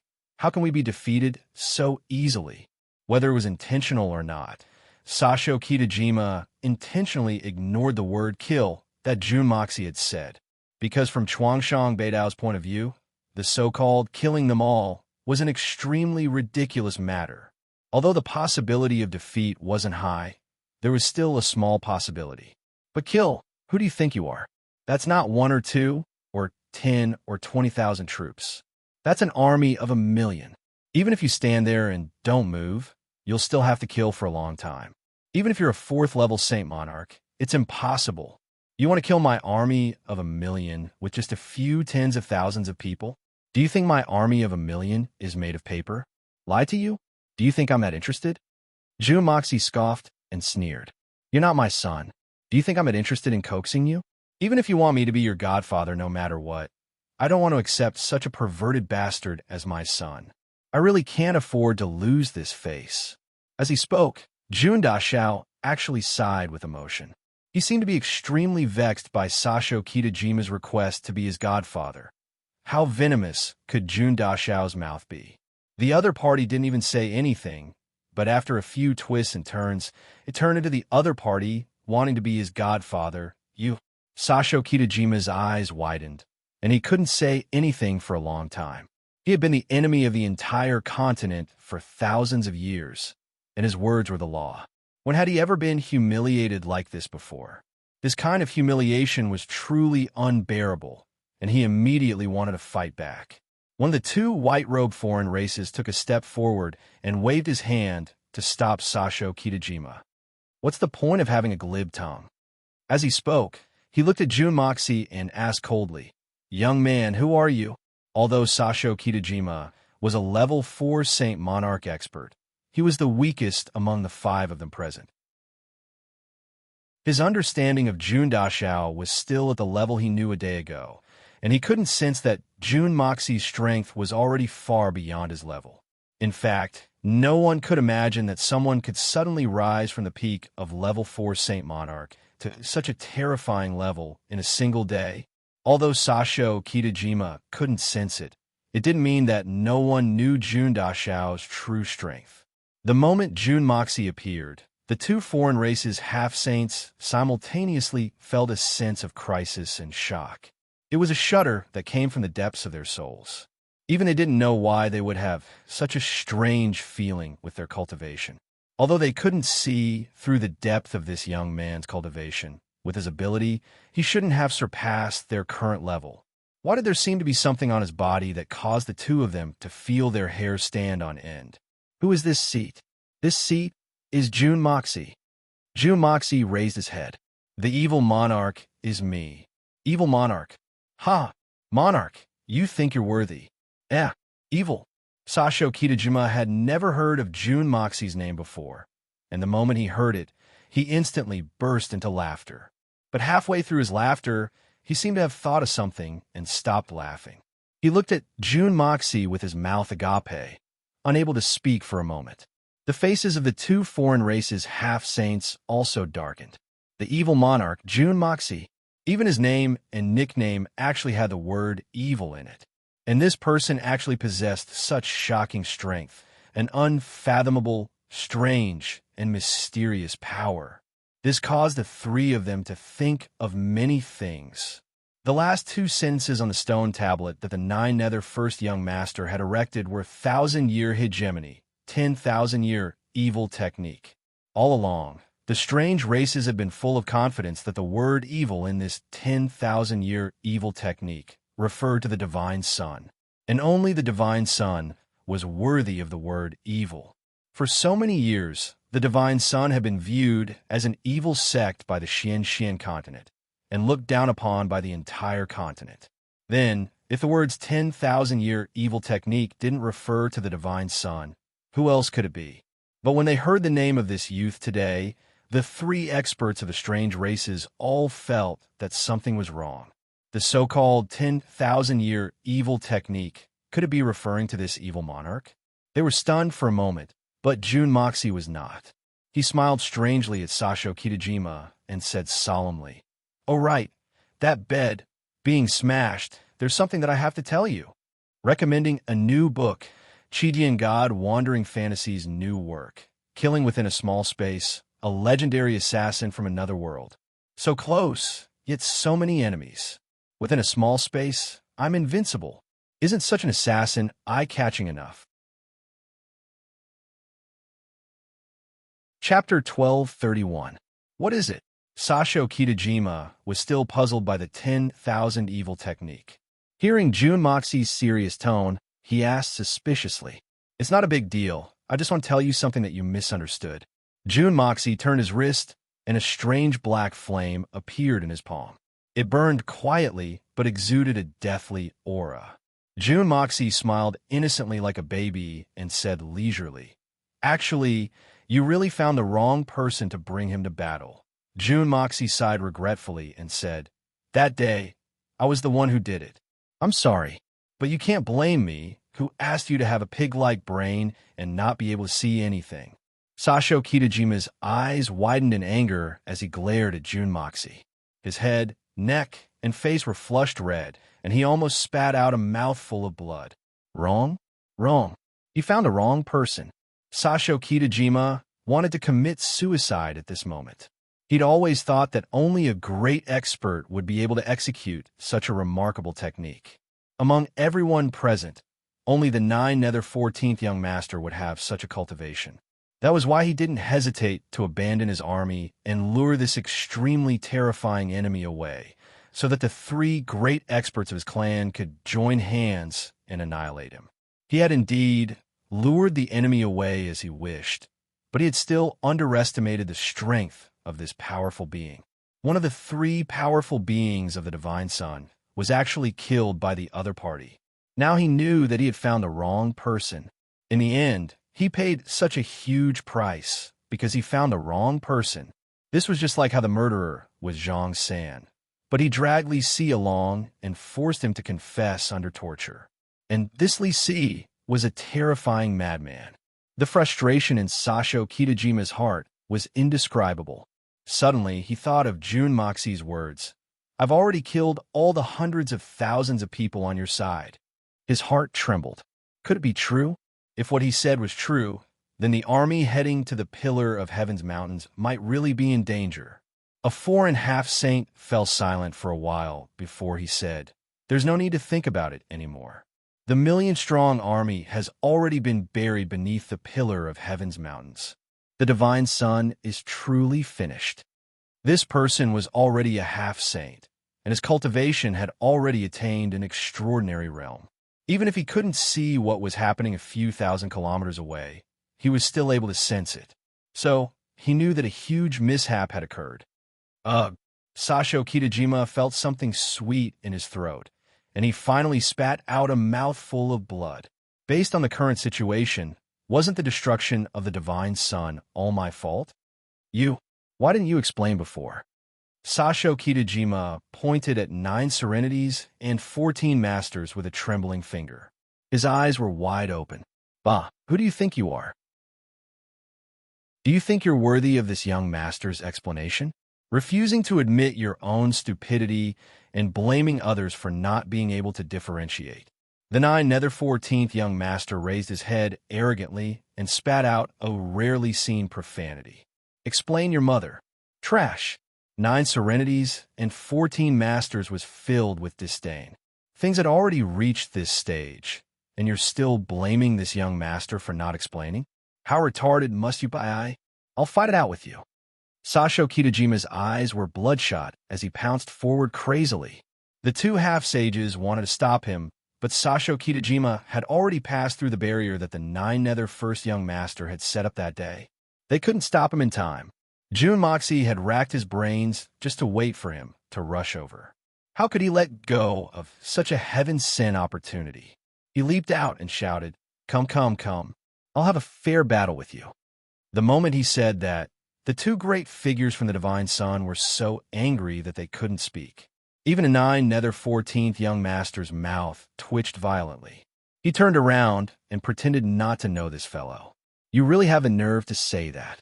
You're at least a half-sage now, or even close to the pinnacle level. You want to have a fair battle with a 4th-level Saint Monarch? Where's your fairness? Don't tell me you're really invincible when you're shameless." Sasho Kitajima was so disheartened that he didn't want to live anymore. He immediately used extreme measures to fight with his life on the line. Even the Jun Mo Xie from before was not the slightest bit inferior to this number 1 expert of the strange races, and his chances of victory were over 60%. Now that his cultivation had improved greatly, how could he still place Chuangshang Beidao in his eyes? He dealt with him casually, guarding against him from escaping. But in secret, he was fully prepared. In the blink of an eye, the 2 of them had only exchanged 5 blows when Chuangshang Beidao suddenly charged forward without dodging. It was as if he had suddenly turned into a 1,000-armed Guanyin, filling the air with his shadows. At the same time, his body began to swell up crazily in an instant. Be careful. He's going to self-destruct. 9 serenities and 14 masters' eyes narrowed. But in the blink of an eye, Sasho Kijima, who was a peak 4th-level Saint Monarch, had already finished gathering and absorbing the energy.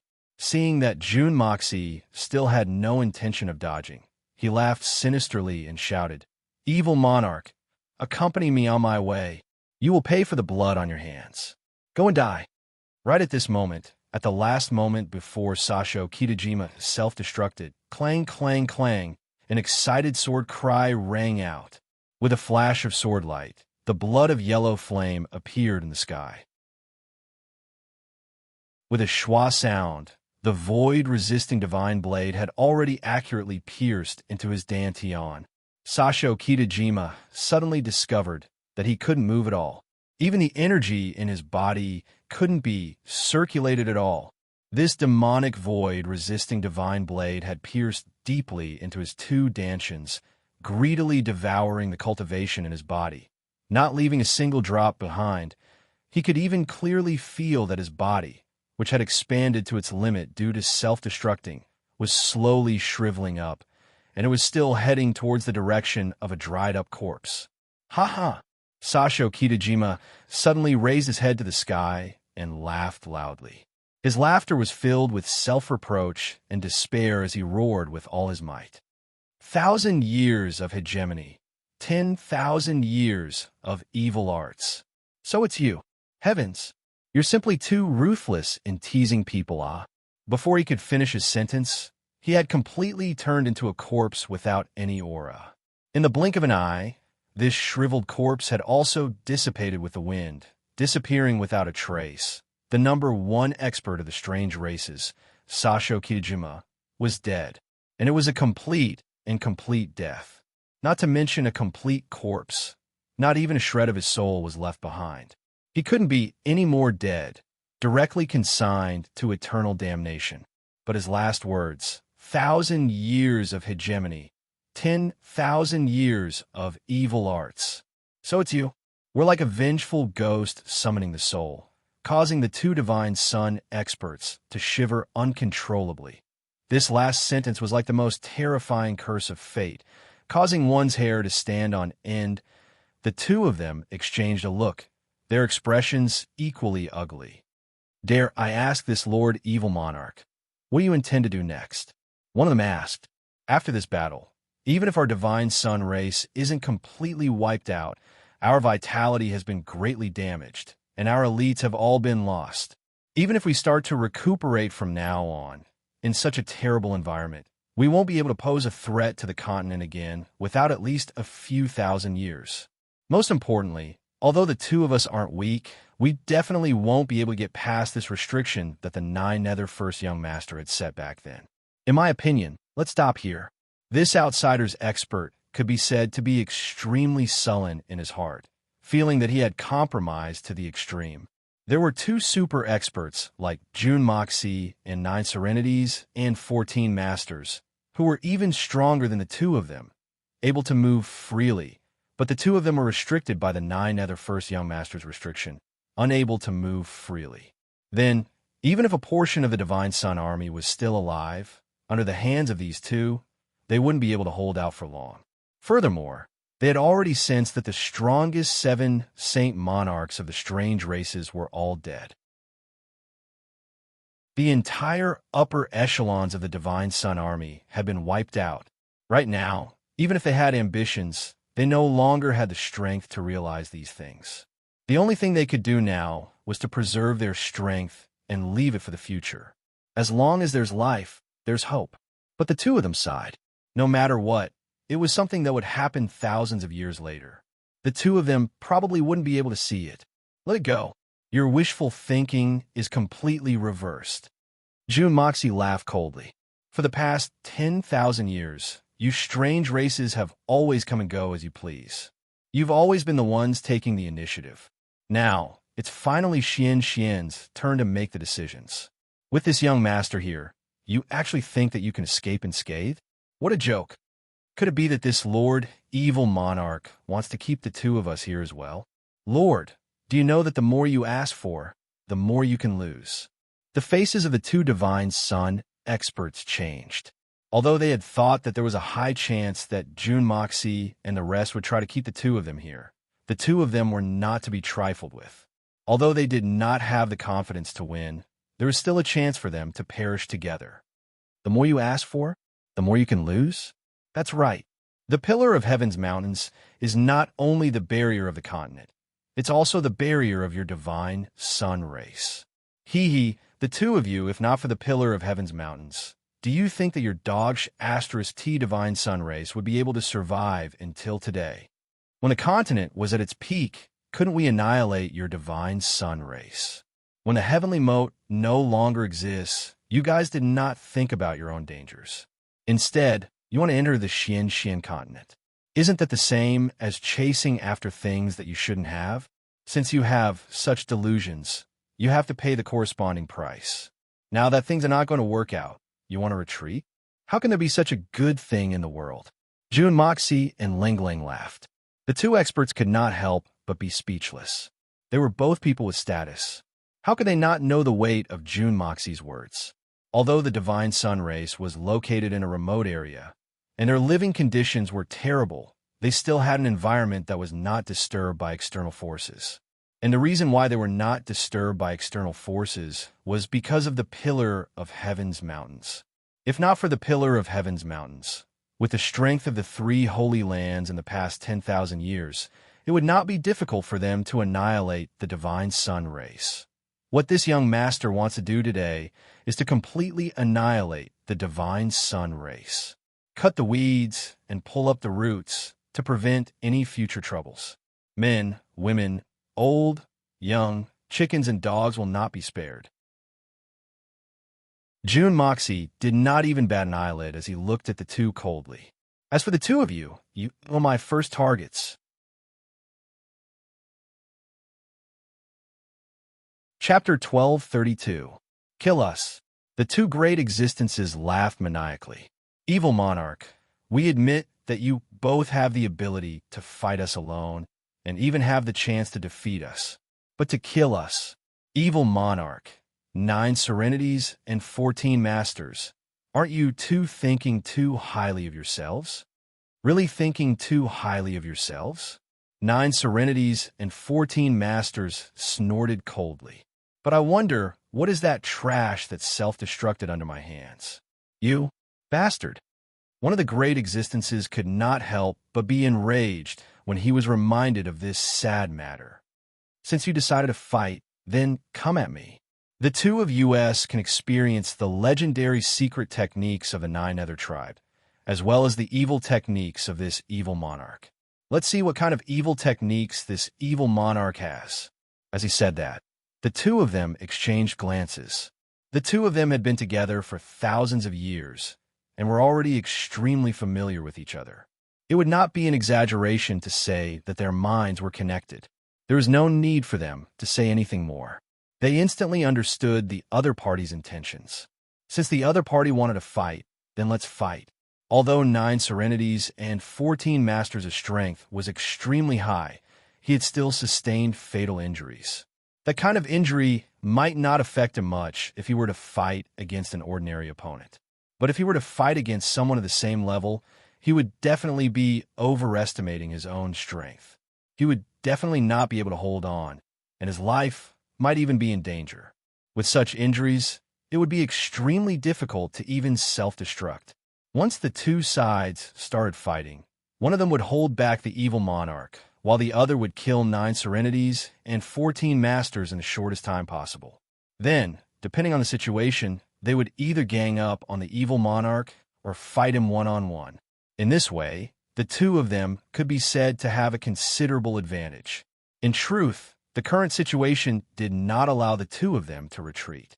9 serenities and 14 masters was currently heavily injured, and his strength was at its lowest. If they missed today, when 9 serenities and 14 masters recovered, they would have no chance of winning. These two almighties were really miserable. There were originally 3 of them, but after the battle with 9 serenities and 14 masters, there were only 2 of them. In the time they were talking, the 9 Nether 14th Young Master's cultivation was recovering rapidly with the help of June Moxie's spirit medicine. By the time June Moxie was done with his rambling, 9 serenities and 14 masters had already recovered by 80 to 90%. The two almighties were completely unaware of this. Furthermore, not to mention that there were too many things that the two of them didn't know. If they knew how disadvantageous the situation they were in right now, they would probably lose all their courage immediately. The only thing they could think of was to run for their lives. So, ignorance was a kind of luck in many situations. June Moxie intentionally or unintentionally gave 9 serenities and 14 masters a very subtle look. 9 serenities and 14 masters also gritted his teeth and snorted coldly. Since you two bastards still want to take advantage of me at this time, then this young master will grant your wish. You must know that this young master's advantage is not so easily taken advantage of. 9 serenities and 14 masters laughed coldly and actually floated over first. June Moxie hurriedly followed up with a look of concern. 14th brother, your injuries have not healed yet. Why bother with these 2 bastards? Why don't you help this young brother hold the line first? The 9 nether 14th young master snorted coldly, but he still put on a brave face and moved forward proudly. From the looks of it, it shouldn't be a problem for him to obtain the Oscar or something like that. He was a real actor. The 2 almighties of the foreign races were laughing coldly in their hearts. In a battle between experts, life and death is a matter of moments. The more you try to be brave, the faster you'll die later. Although the 9 nether race was extremely powerful, and neither the humans nor the divine sun race could compare to them, they were still not immortal. You're already seriously injured, but you still insist on fighting a life and death battle with an expert of the same level. You're courting death. Don't blame us when you enter the Yellow Springs later. Back then, the 9 nether first young master had set up a restriction that we could not break for thousands of years. We can't do anything to the 9 nether first young master, so we'll just blame it on you, 14th young master. With this thought in mind, one of the Almighties moved towards the direction of 9 serenities and 14 masters. 9 serenities and 14 masters. This seat will send you on your way. Don't forget, this seat's name is Guitian Daunting. Guitian Daunting. 9 serenities and 14 masters rolled his eyes. You'll live up to your name soon, because this young master will make your balls hurt so much that you'll die. Bastard! Guitian Daunting roared angrily. His entire face had turned purple. He had always been very proud of the name Daunting.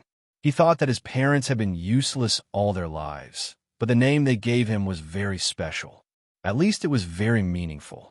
That's right, flying calmly was the demeanor of a peerless expert.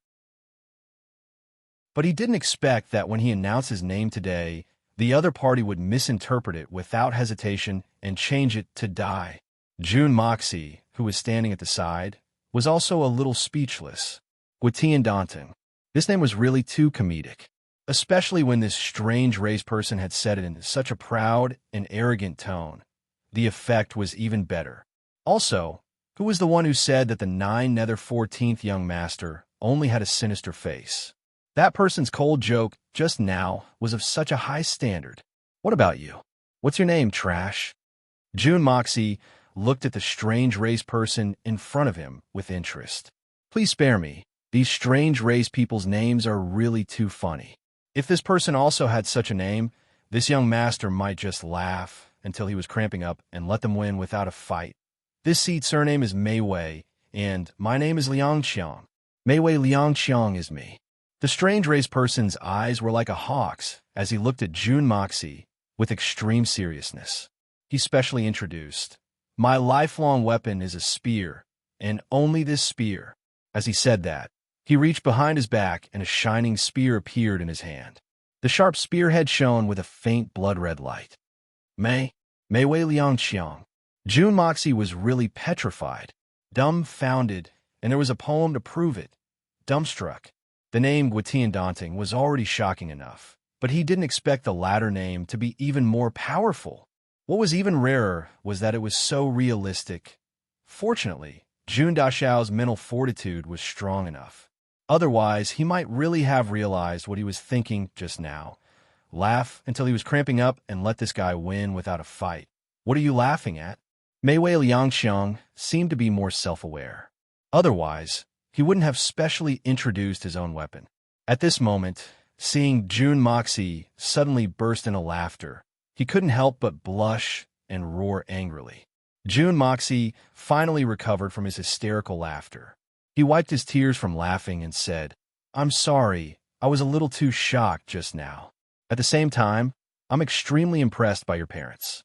They actually have such earth-shattering cultural literacy to give you two such classic names that can change the color of heaven and earth. It's really beyond my expectations." The two of them shouted angrily at the same time, mixed with the laughter of 9 serenities and 14 masters. Then, a strong gust of wind blew. Gwyttian Donning had already started fighting with 9 serenities and 14 masters. A silver light suddenly flashed in front of him. Mei Wei Liangxiang couldn't help but make a move. But this kind of behavior was close to a sneak attack. But even though he was fast, Jun Moxi's reaction was faster. He had already made his move. Before his spear arrived, the lightning controlled by Jun Moxi had already descended. Jun Daxiao was an ancestor who specialized in sneak attacks. How could he be ambushed by others? He who strikes first gains the upper hand. He who strikes last suffers the consequences. This principle had been engraved into his bones, and he could use it to the acme of perfection. The roar of thunder reverberated, and the lightning arrived first. The purple lightning was as thick as a water tank.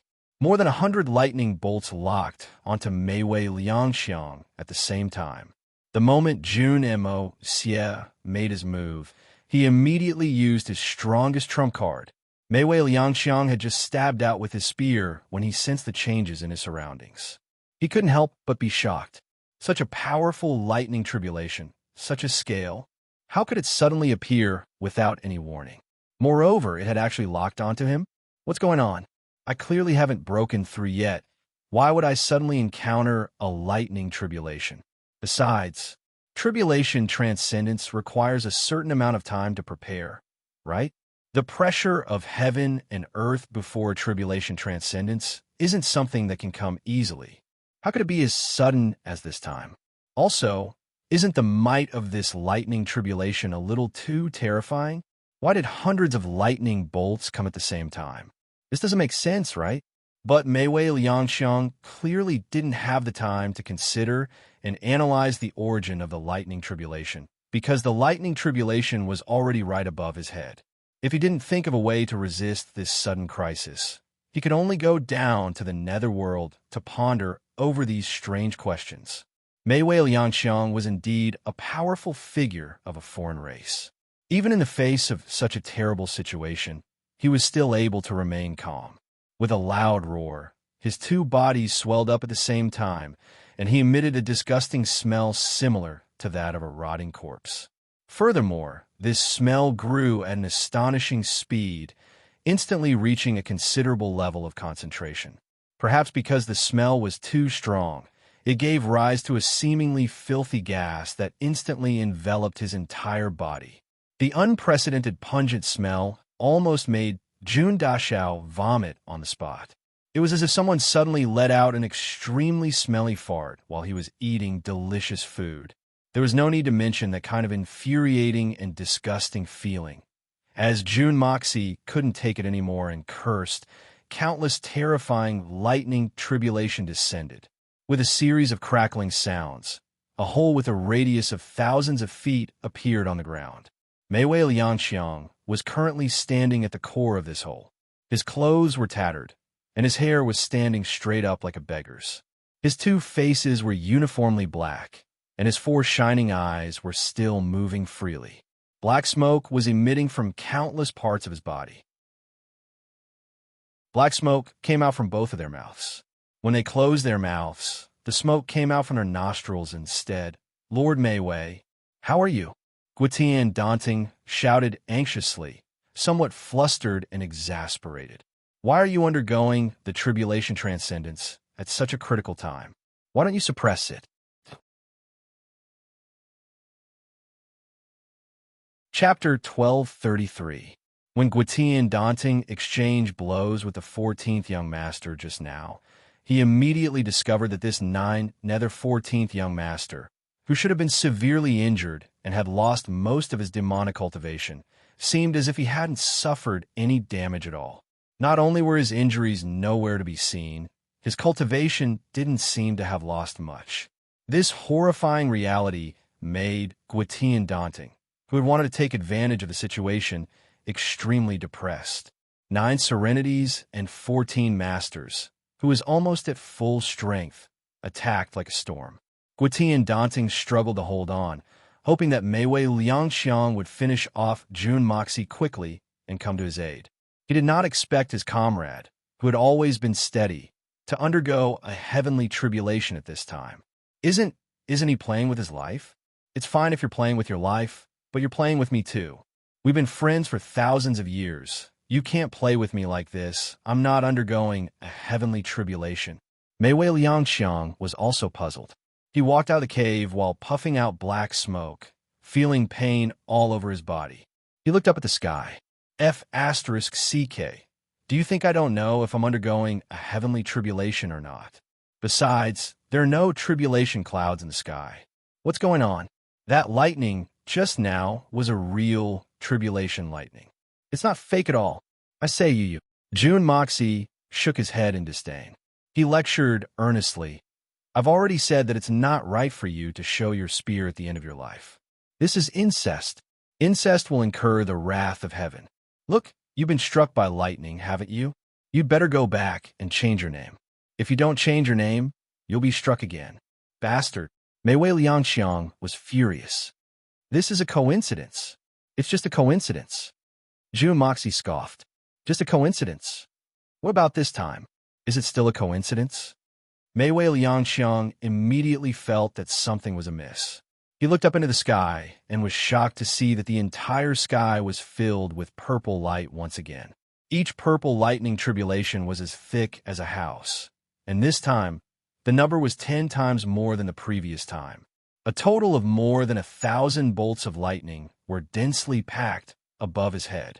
What was even more frightening was that the tribulation lightning didn't have the slightest intention of stopping. It descended all at once, wave after wave. They smashed towards Mei Wei Liangqiang. Such a terrifying momentum made Mei Wei Liangqiang suddenly recall the heavenly tribulation he encountered when he was advancing to the semi-sage realm. In fact, it was even more powerful than that time. He remembered that he had almost lost his life at that time. Amidst the horrified roar, Mei Wei Liangqiang did not have time to consider anything else. He quickly mobilized all the power he could muster to resist the lightning tribulation with all his might. On the other side, Guitian Daunting shouted in exasperation, You, Lady Mei Wei, how can you say that you haven't passed the tribulation? What is this? I've really been screwed over by you. With your cultivation, it wouldn't be difficult for you to delay the tribulation for a while. But you did this. What do you mean?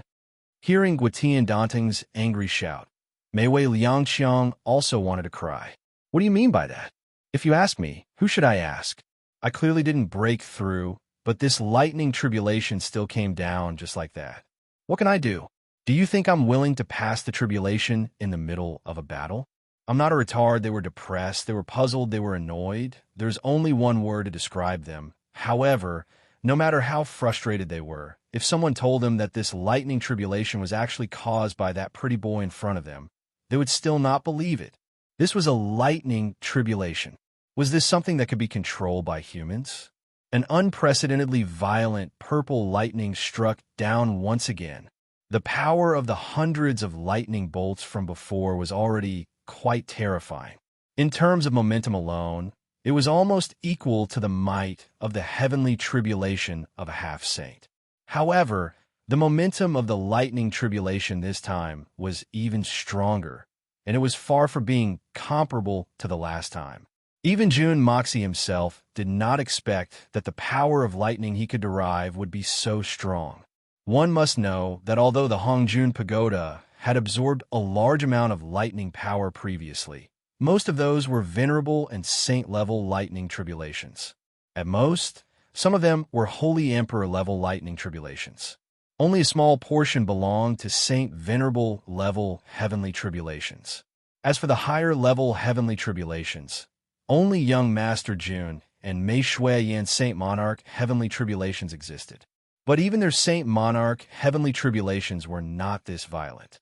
And from the analysis of Mei Wei Liangqiang's performance, the power of the lightning that Jun Dashao produced even exceeded the intensity of his semi-sage tribulation lightning.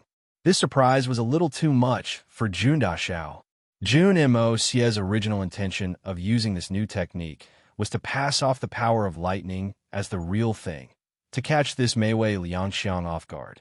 He was prepared to make this fellow flustered and use the flame of primal chaos or the blood of yellow flame to launch a sneak attack. But who would have thought that his newly obtained power of lightning would be so perverse? Even a real lightning tribulation wouldn't be this perverse. Looks like there's a good chance that I can directly eliminate that Mei Wei Liangxiang.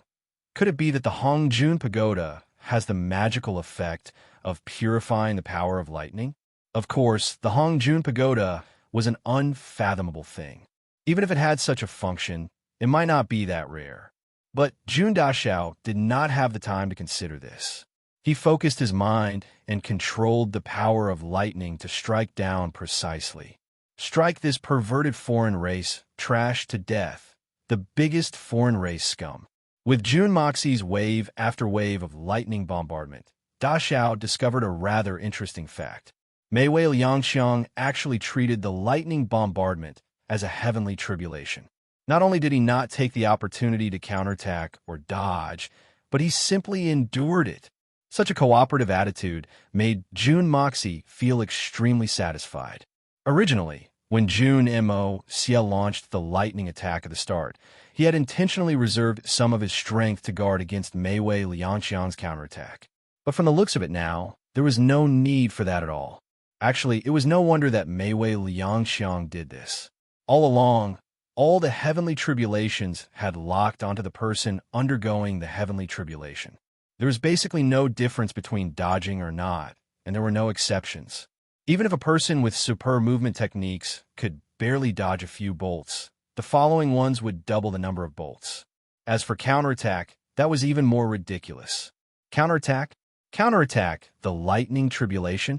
Was his brain blocked by a door, or was it flooded with water? Could that thing even counterattack? Mei Wei Liangxiang had become a mighty figure, and he had gone through countless heavenly tribulations in his life. Naturally, he was very familiar with this. Under this fixed mode of thinking, he gritted his teeth and concentrated all his power to resist the sudden power of heaven and earth. She stole a glance and saw that Jun Mo Xie was standing there quietly. He hadn't taken the opportunity to attack her while she was down. He could not help but admire and despise him in his heart. What he admired was that the other party was indeed a super expert at such a young age. Just based on his gentlemanly demeanor, he was open and above board and did not take advantage of others when they were down. He was definitely a model for martial arts Xian cultivators. What he despised was that he was stupid, really stupid. He actually did not take advantage of this heaven-sent opportunity to attack me. This was the best chance to eliminate me. It might even be the only chance. This fellow actually let me off so easily. If it was me, I would have long gone forward to beat him up when he was down. The people of Xian were stupid. This was a dangerous battle, and at the moment of life and death, they actually talked about benevolence and morality. It would be illogical if such idiots were not violated. How would he know that Jun Dashao did not want to attack him because he was talking about benevolence and morality? Indeed, all his attention was focused on controlling the increasingly dense power of lightning to attack him. He really could not spare a hand. Jun Moxie had only just mastered the power of lightning. How could he use it as accurately as the heavenly tribulations? Although the momentum was huge and the power was strong, if Mei Wei Liangxiang really wanted to dodge, then not a single bolt of lightning would be able to touch him. Even if he was slightly distracted, the lightning would immediately miss its target, so he had to be careful and fully focused. It was not that he did not want to attack him. Speaking of which, it seemed like the truth was that Jun Moxie was attacking him with all his might. It was just that Mei Wei Liangxiang, this mighty figure, did not know this wave of more than 1,000 bolts of purple lightning, which seemed to shake heaven and earth, finally ended. Mei Wei Liangxiang, this mighty figure of a foreign race, was on the verge of death. He lay at the bottom of a huge pit that was thousands of feet wide and tens of thousands of feet deep. His body was twitching, and black smoke was rising from almost every part of his body. The air was filled with the rich aroma of barbecued meat, Jun Moxie's body floated above Mei Wei Liangxiang. He said, "Mighty figure of a foreign race, please get up and fight with me. Let's have a fair battle. The outcome will be decided by the heavens." Upon hearing this, Mei Wei Liangxiang rolled his eyes and almost spat out a mouthful of air. "You did not take the opportunity to attack me just now, and I do owe you a favor. But now that I can't even move after being struck by the lightning tribulation, you just had to ask me to get up and have a fair battle with you? Could you be any more shameless than that?" Manor Lord Jun. Mei Wei Liangxiang raised his neck with difficulty. "I have just undergone my heavenly tribulation. Since Manor Lord Jun was a gentleman and did not take advantage of me when I was down, this old man is very grateful." Then, Manor Lord Jun, please allow this old man to take a breather so that our half-sage battle will not be in vain. What? Gentleman's demeanor? You said that this young master is a gentleman's demeanor. Jun Moxie's eyebrows twitched a little. He felt a little smug as he muttered in his heart. Where did I get any gentleman's demeanor? Not taking advantage of me when I was down? Where did this come from? Could it be that after being struck by lightning, this fellow has actually become stupid? That's right. When I was undergoing my heavenly tribulation, Manor Lord Jun upheld the Xian continent's character of being open and aboveboard. He did not take advantage of me when I was down. How can an ordinary person compare to such an open and aboveboard demeanor? Even though we are enemies, this old man will never forget it. Mei Wei Liangxiang said hurriedly. His face was full of sincerity and sincerity. Chapter 1234. Mei Wei Liangxiang hurriedly nodded. Yes, yes. He thought to himself, as long as I recover, why would I care about your *T gentlemanly demeanor? I'll strangle you to death. Of course, I'll remember this forever. You idiot will be the most idiotic example of teaching the future generations of the divine son. That's reasonable. So, I'll show my gentlemanly demeanor again. Jun Mo snorted. Then, he smiled wholeheartedly and waved his hand. He then shouted, one more time. With a rumble, a bolt of purple lightning descended from the sky and struck Mei Wei Liangxiang, who could no longer move, causing him to jump up from the ground. He rolled a few times before lying on his back, smoke rising from his body. What's going on? Why is the lightning tribulation? Could it be that you're the one who caused this? Mei Wei Liangxiang spewed out a cloud of black smoke as he roared in grief and indignation. You're flattering me, mighty figure of the outsiders. It was my gentlemanly demeanor that made you fall for me just now. Jun Moxie chuckled. How is it? Does it feel good to be Jun Moxie's gentlemanly demeanor? I thought it was the heavenly tribulation. So, Mei Wei Liangxiang was overwhelmed with grief and indignation. He didn't know how the other party was able to use lightning as a human. If he had known that everything was man-made, he would have just dodged it. But he had foolishly endured it all, causing the ocean-like power in his body to be depleted. He had no combat power at all, and was now a lamb waiting to be slaughtered. I hate it. I hate it. Divine Son. Mei Wei Liangxiang looked up to the sky and wanted to cry. The feeling of being the meat on the chopping block was unbearable, especially when the person involved was a super expert like Mei Wei Liangxiang. And this outcome was caused by his own foolishness. That was even more tragic. You hate it? Hate your granny's leg. Jun Moxie roared. Clang! The blood of yellow flame flew out. With a cheerful sword cry, it flew towards Mei Wei Liangxiang. Wait! Jun Moxie, you're one of the few experts in the Xian continent. You should have the demeanor of an expert. When I recover, I'll fight you to the death, okay? Mei Wei Liangxiang cried out in fear. Bah! Give you a chance to recover. Do you think that I'm as stupid as you? Jun Moxie waved his hand, gesturing for the blood of yellow flame to speed up. With a sound, the blood of yellow flame stabbed into Mei Wei Liangxiang's lower abdomen like it was a wooden stake that couldn't be moved. Mei Wei Liangxiang roared. In a moment of desperation, he was about to self-destruct, hoping to perish together with his enemy. However, He immediately realized that from the moment the sword stabbed into his dantian, he had lost the ability to self-destruct. He could not help but let out a long sigh. Then his eyes widened in anger as he started to shout. Although Jun Moxie did not understand what he was saying, he did not need to translate to know that this fellow was cursing in his native language. Pursing his lips, he ignored him and leaped towards the battlefield between 9 Serenities and 14 Masters and Gwyttian Daunting. Only a huge pit was left. At the bottom of the pit, an almighty being was lying motionlessly, his entire body scorched black. A shining long sword was stuck straight in his lower abdomen, emitting tens of thousands of sword lights, wantonly wreaking havoc. On the other side, the other 2 peerless experts were fighting fiercely. Because of Gwyttian Daunting's miscalculation and the fact that there was a huge gap between him and 9 Serenities and 14 Masters in terms of cultivation, he had been suppressed by 9 Serenities and 14 Masters from the start to the end and was in a sorry state. He had waited many times for Meiwei Liangxiang to come and support him, but he never came.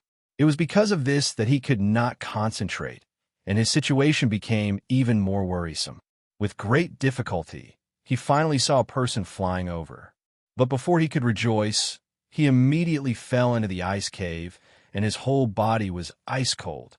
Because the person who came over was actually that young man, Jun Moxie. But how could it be Jun Moxie? Why is it Jun Moxie? At this moment, the poor Gwyttian Daunting felt like he was about to collapse. He only felt a chill in his crotch, and it hurt. For the first time in his life, Gwyttian Daunting tasted what pain in the balls was. On the contrary, 9 Serenities and 14 Masters was still full of energy. His whole body was shrouded in the surging netherworld demonic energy. He moved left and right, forward and backward, and covered the entire battlefield in a thick black fog. He attacked with all his might. Why? Gwyttian Daunting's sad and angry voice came from the thick fog. Jun Moxie, why is it you? Meiwei, Meiwei, where are you? How are you? Your Meiwei has gone to another world to show off his spear. Jun Moxie chuckled and said, Don't make a fuss. It's useless even if you shout until your throat breaks. He won't come back. No, no, this is impossible. Meiwei, Meiwei, say something. Please say something. Gwyttian Daunting cried out in pain. Meiwei, how can you fall? How can you fall? Ah, my dear Meiwei. Upon hearing this, the usually bold Jun Moxie and the usually fearless 9 Serenities and 14 Masters shuddered at the same time. Their expressions were the same, and their hair stood on end. A strong urge to vomit arose in them, and they could not suppress it. Gwyttian Daunting was still shouting crazily. Meiwei, we have pledged our eternal love and will be united forever. You said that you would stay with me until the end of time. You said it. You said that we would never leave each other. Lord Meiwei, my husband, my wife. Lord Meiwei. Gwyttian Daunting's male and female voices were shouting at the same time. Their voices were sad and heart-wrenching. The female voice was shouting my husband crazily, and the male voice was shouting my wife crazily. Their voices rose and fell, resounding through the clouds. Jun Dashao felt like he was struck by lightning by this series of voices. He was in a daze and did not know what was going on. Suddenly, he was sweating profusely, as if someone had poured 3 tons of water on his head. Even his hair was wet, and the 36,000 hairs on his body stood up at the same time. Large amounts of cold sweat flowed out of his pores. F***CKme. These 2 people are the legendary gay love was limitless. The 9 Nether 14th young master roared angrily, and, with a flash, he leaped out from the black mist and landed beside Jun Moxie. Before he could even open his mouth to speak, he turned around and started vomiting. This was the first time in 9 Serenities and 14 Masters' life that he had vomited. He had lived for thousands of years, and he had never experienced this kind of emotion before. He did not expect that today, Gwyttian Daunting could easily break through his golden body with just a few words. It was really too disgusting. At this time, if Gwyttian Daunting had taken the initiative to attack, he would have gained a lot. Even if he could not turn the tables, he could at least fight for a chance of survival. Unfortunately, Gwyttian Daunting was a man with a heart and a lover. There was a turbulence in the black fog, and the compassionate Gwyttian Daunting rushed out like a whirlwind. The man vomited blood, and the woman's hair was disheveled. Her face was mournful like a ghost. She rushed in front of June Moxie and asked in grief and indignation, "Where's Lord Mayway? Where's my dear Lord Mayway?" June Moxie was trembling and sweating profusely. Then he retched and vomited.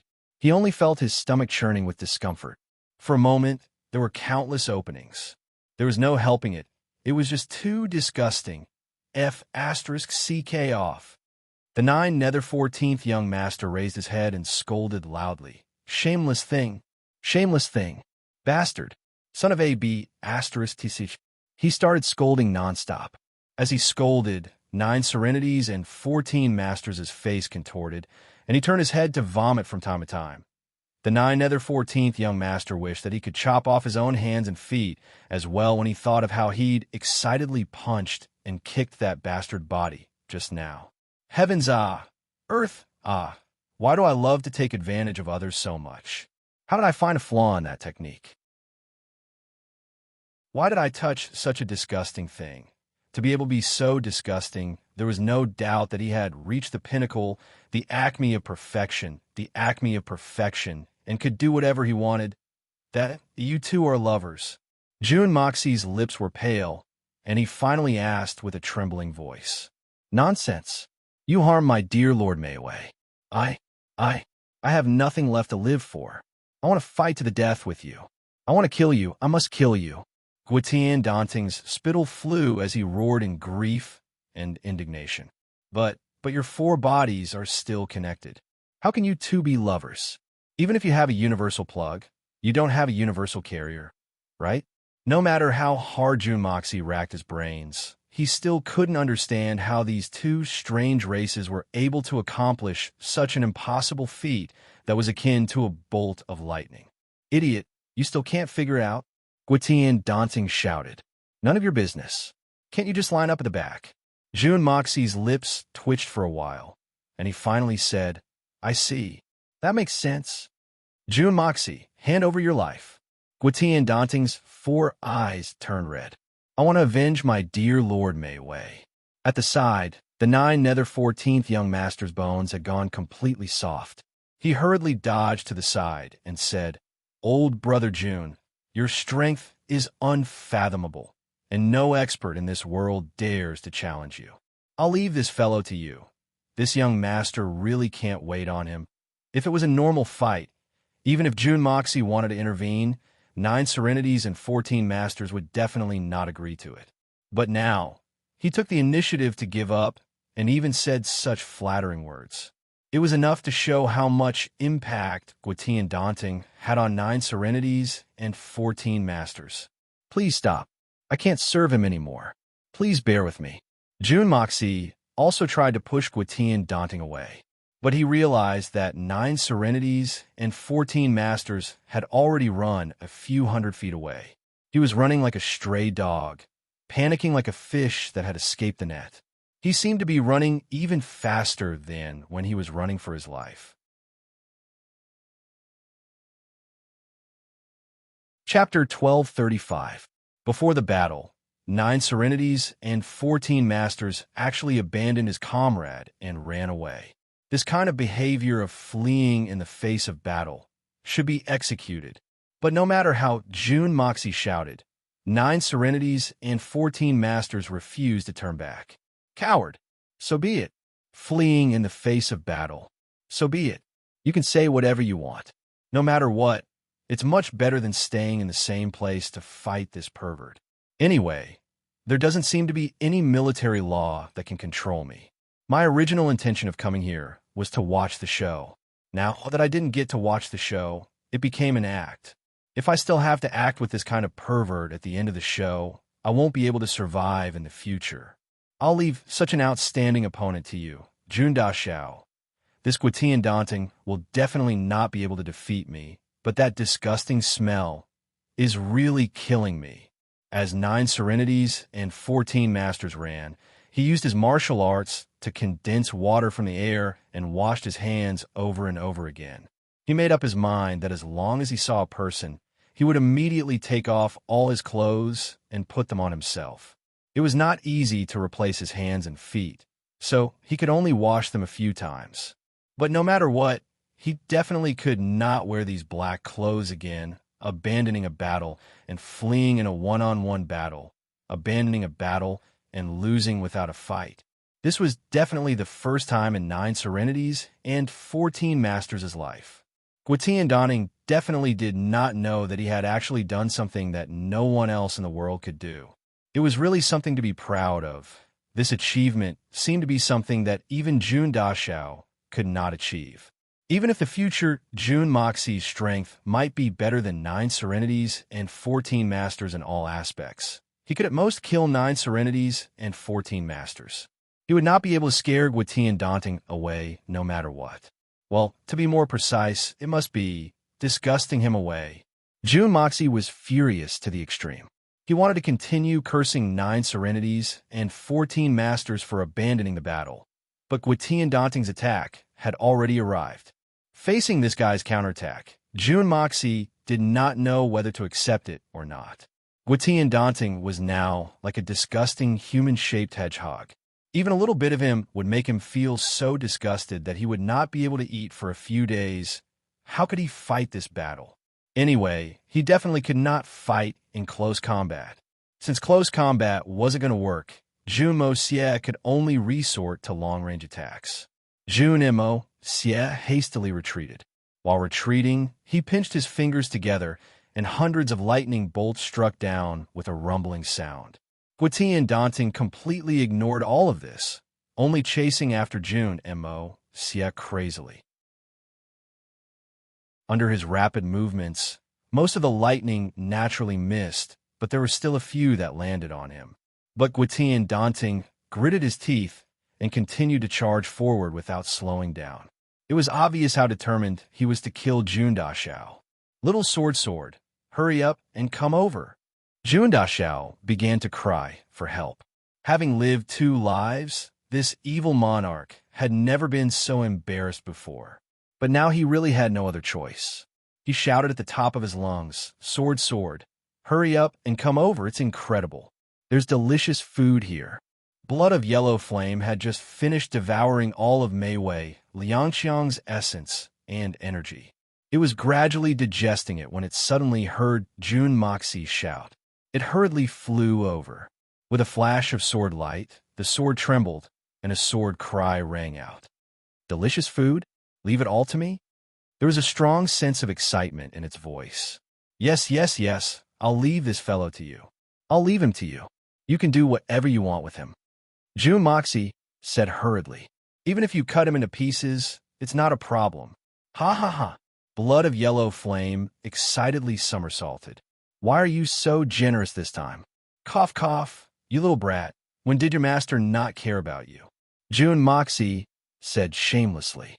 I know this is useful to you, so I purposely left it for you. Where else can you find a master like me? You're always so annoying. In the blink of an eye, Gwyttian Daunting had already broken through the encirclement of lightning and rushed over. Hurry up. If he escapes, you won't be able to eat anything good. This opportunity is fleeting. If you miss it, there won't be any more. Hurry up and go. Jun Moxi pointed with his finger and urged anxiously. Wah, a delicacy is right in front of me. How can I miss it? This sword is going. With a swoosh, the blood of Yellow Flame drew an extremely elegant trajectory in the air. It charged towards Gwyttian Daunting. Along the way, it shook its head excitedly and wagged its tail, ruining the atmosphere completely. Today is really a great harvest. Ha! Gwyttian Daunting was still charging over crazily, but he saw a void-controlling divine sword blocking in front of him. He hadn't experienced the power of blood of Yellow Flame before, and only thought that Jun Moxi was using the ordinary sword kinesis technique. Without thinking, he slashed out with his palm. As long as the palm wind was strong enough, it could cut off the connection between the sword and its master, and the so-called sword kinesis technique would collapse on its own. Unexpectedly, Blood of yellow flame let out a soft cry and split his palm wind like lightning, charging towards his Dantian. Only then did Gwyttian Donning really get a huge shock. He hurriedly dodged, but he saw that the sword was still charging towards his Dantian relentlessly. What it cared about was how much food it could enjoy, how much energy it could devour. As for whether it was gay or not, the universal plug, the universal socket, what did that have to do with it? Great Lord Sword, finally, amidst a mournful long howl, blood of yellow flame, finally stabbed deeply into Gwyttian Donting's Dantian, nailing his cultivation and soul together. Then it began to devour slowly. Once it was stabbed in, it would not stop until it enjoyed itself to its heart's content. Gwyttian Donting screamed in pain, his face contorted, and then he roared angrily, "Lord Mayway, I'm coming. My husband, my wife. You must wait for me." Suddenly he waved his hand, and a shining long sword cut off both of his heads.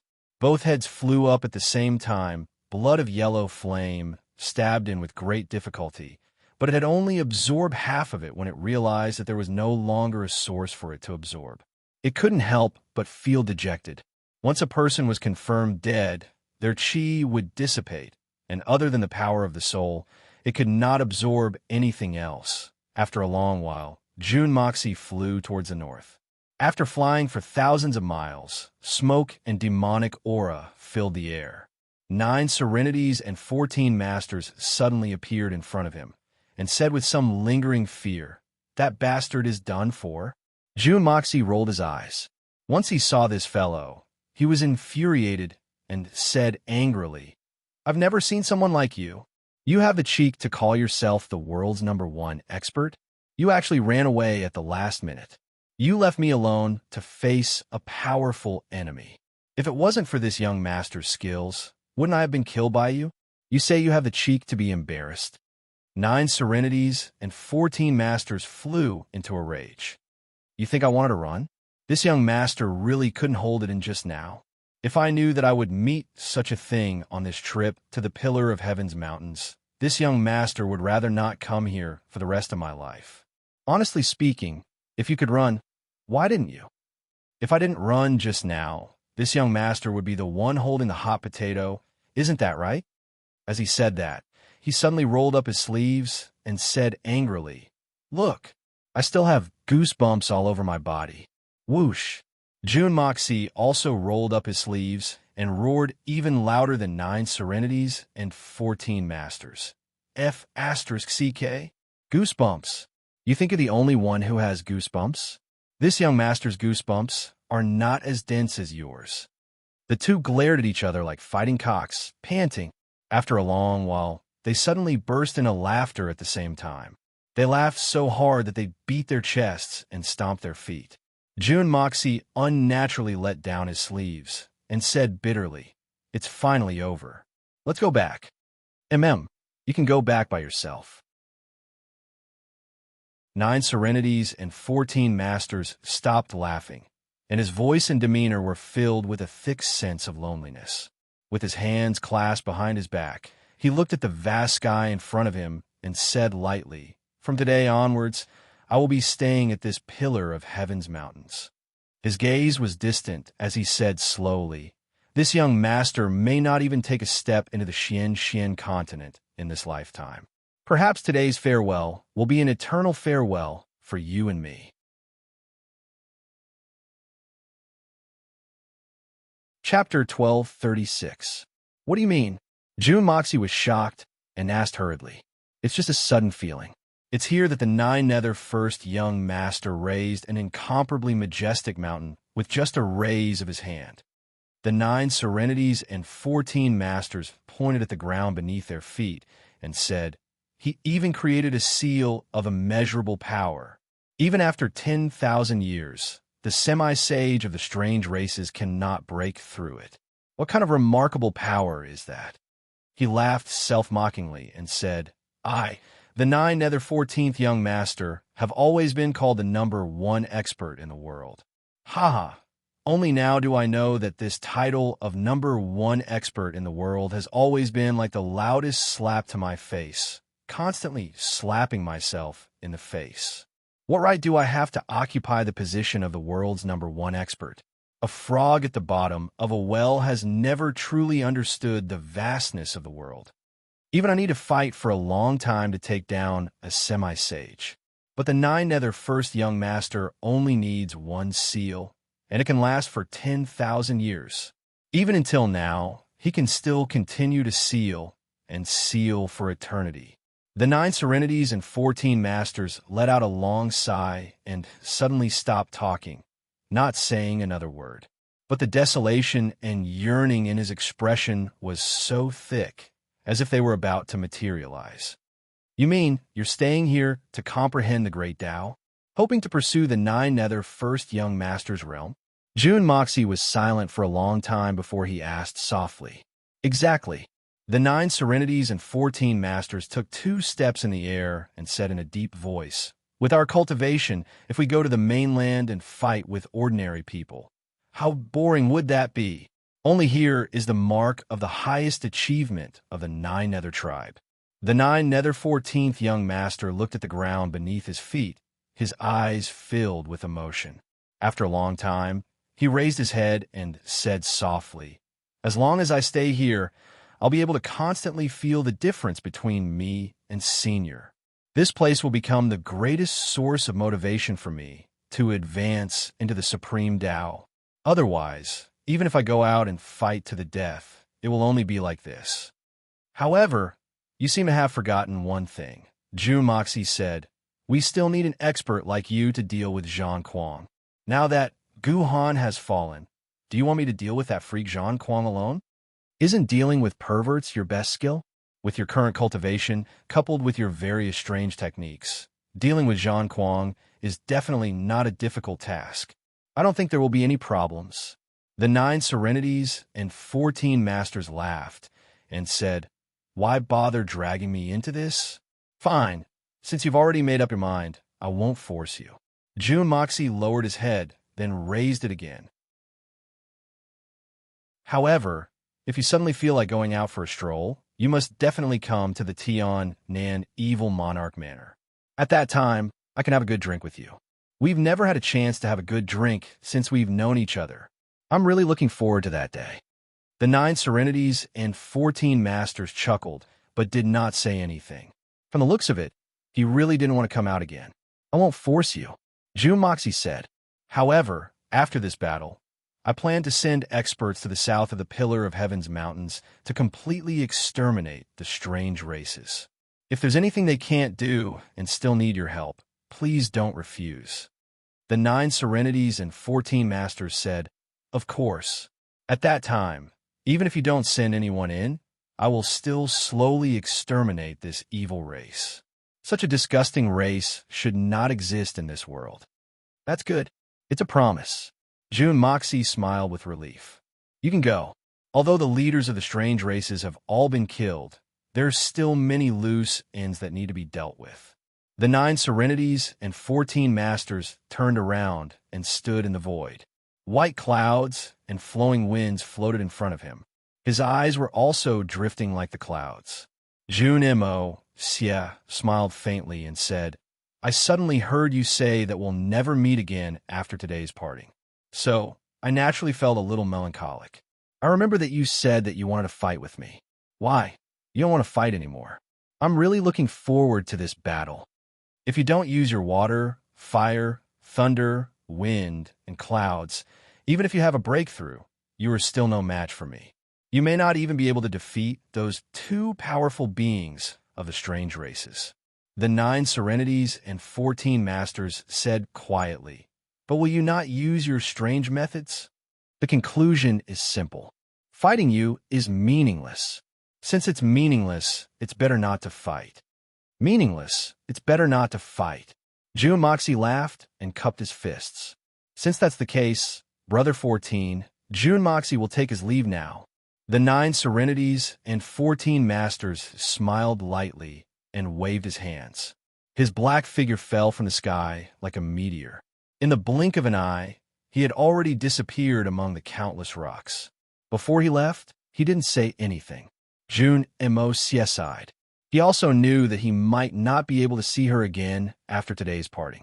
Although he was happy for the 9 serenities and 14 masters Tao seeking heart, there was still a trace of melancholy in his heart.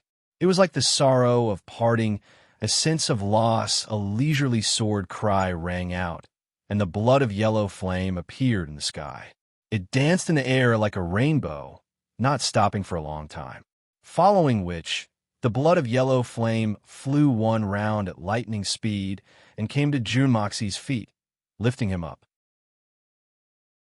Jun Moxie cupped his fist towards the pillar of heaven's mountains and said in his heart, "Take care." With a sword cry, the blood of yellow flame soared into the sky, piercing through the air like a bolt of lightning. After he left, a black-clothed figure emerged from the rubble and rose into the air. He looked at the dazzling sword light in the distance and sighed faintly. An indifferent voice said, "Take care," following which the black figure flashed and disappeared into the rocks again, never to appear again. By the time Jun Moxie returned, the battle had not only come to an end, but the entire battlefield had also been cleaned up. After this battle, the million-strong army of the strange races was completely wiped out. Not a single one survived. It could be said to be a glorious victory for the continent. But of the brave warriors who had participated in the battle, tens of thousands of them were buried here forever. Some of them didn't even have their bones left. The people of the 3 Holy Lands had also died heroically in this great battle. Even the reinforcements that came later had tens of thousands of casualties. In this battle, the losses of the Xian continent could not be said to be small, especially the large number of high-level Xian cultivators who had fallen in this battle. The vitality of the entire continent would not be able to recover for tens or even hundreds of years on the battlefield. There was a gloomy atmosphere, and the smell of blood was pungent.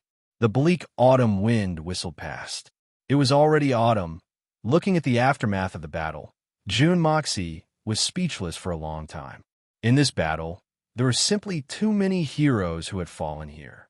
After this battle, how many more orphans and widows would the entire continent have? These orphans and widows were the families of heroes who had protected the future of the Xian continent and the peace of mankind. Would their lives be smooth in the future? Would they not be bullied?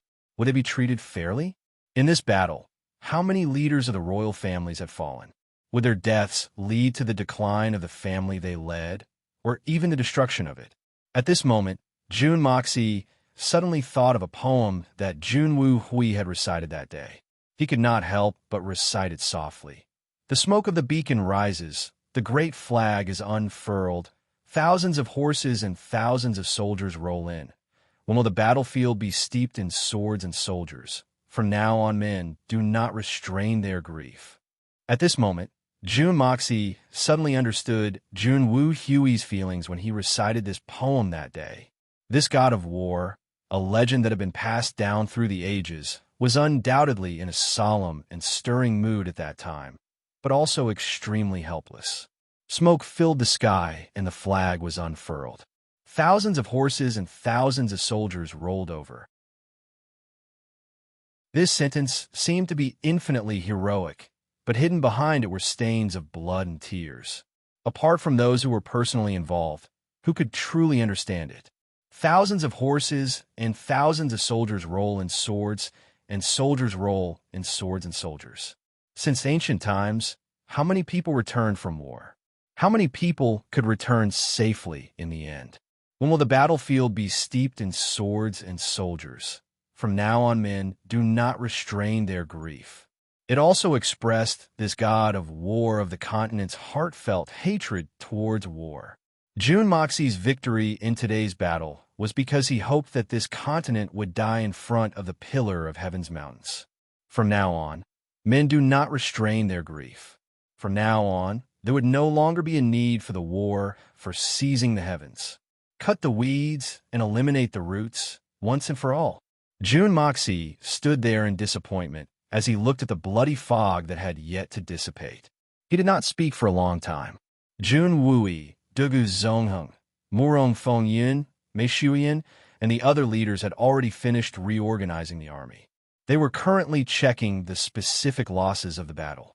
Everyone's faces were filled with the joy of surviving a calamity, but it was also filled with a heavy and heartfelt grief. Jun Moxie sighed, waved his hand, and took the lead to return to the big tent.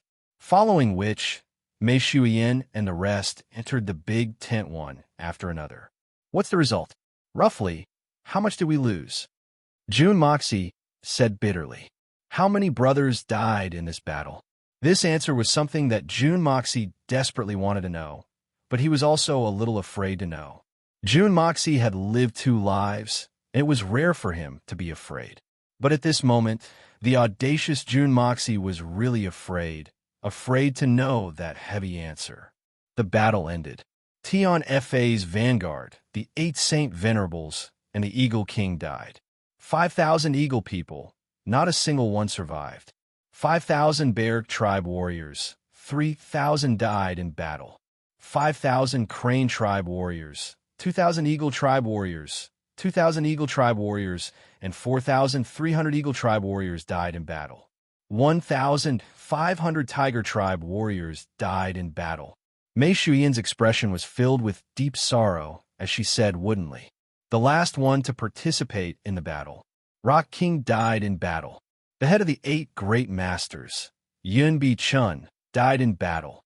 Blue Supremacy Meng Hong Chun, Heaven-Seeking Supremacy Mo Wen Tian, both confirmed to have died in battle. Other than them, of all the people from the 3 holy lands who participated in the battle, only Qiao Ing is left." Jun Mo Xia heaved a deep sigh. His heart was in turmoil. Chapter 1237. The reinforcements from Tian Fa numbered a total of 128,900. All of them joined the battle, but only 30,000 died. Jun Wui let out a long sigh. Because the other reinforcements arrived later, their losses were not as heavy, Dugu Zongheng said.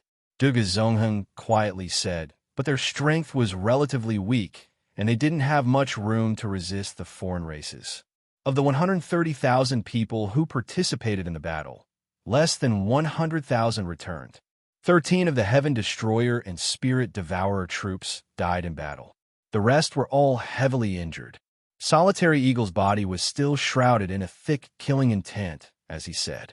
After saying this, he turned his face away and secretly wiped away the tears from the corner of his eyes.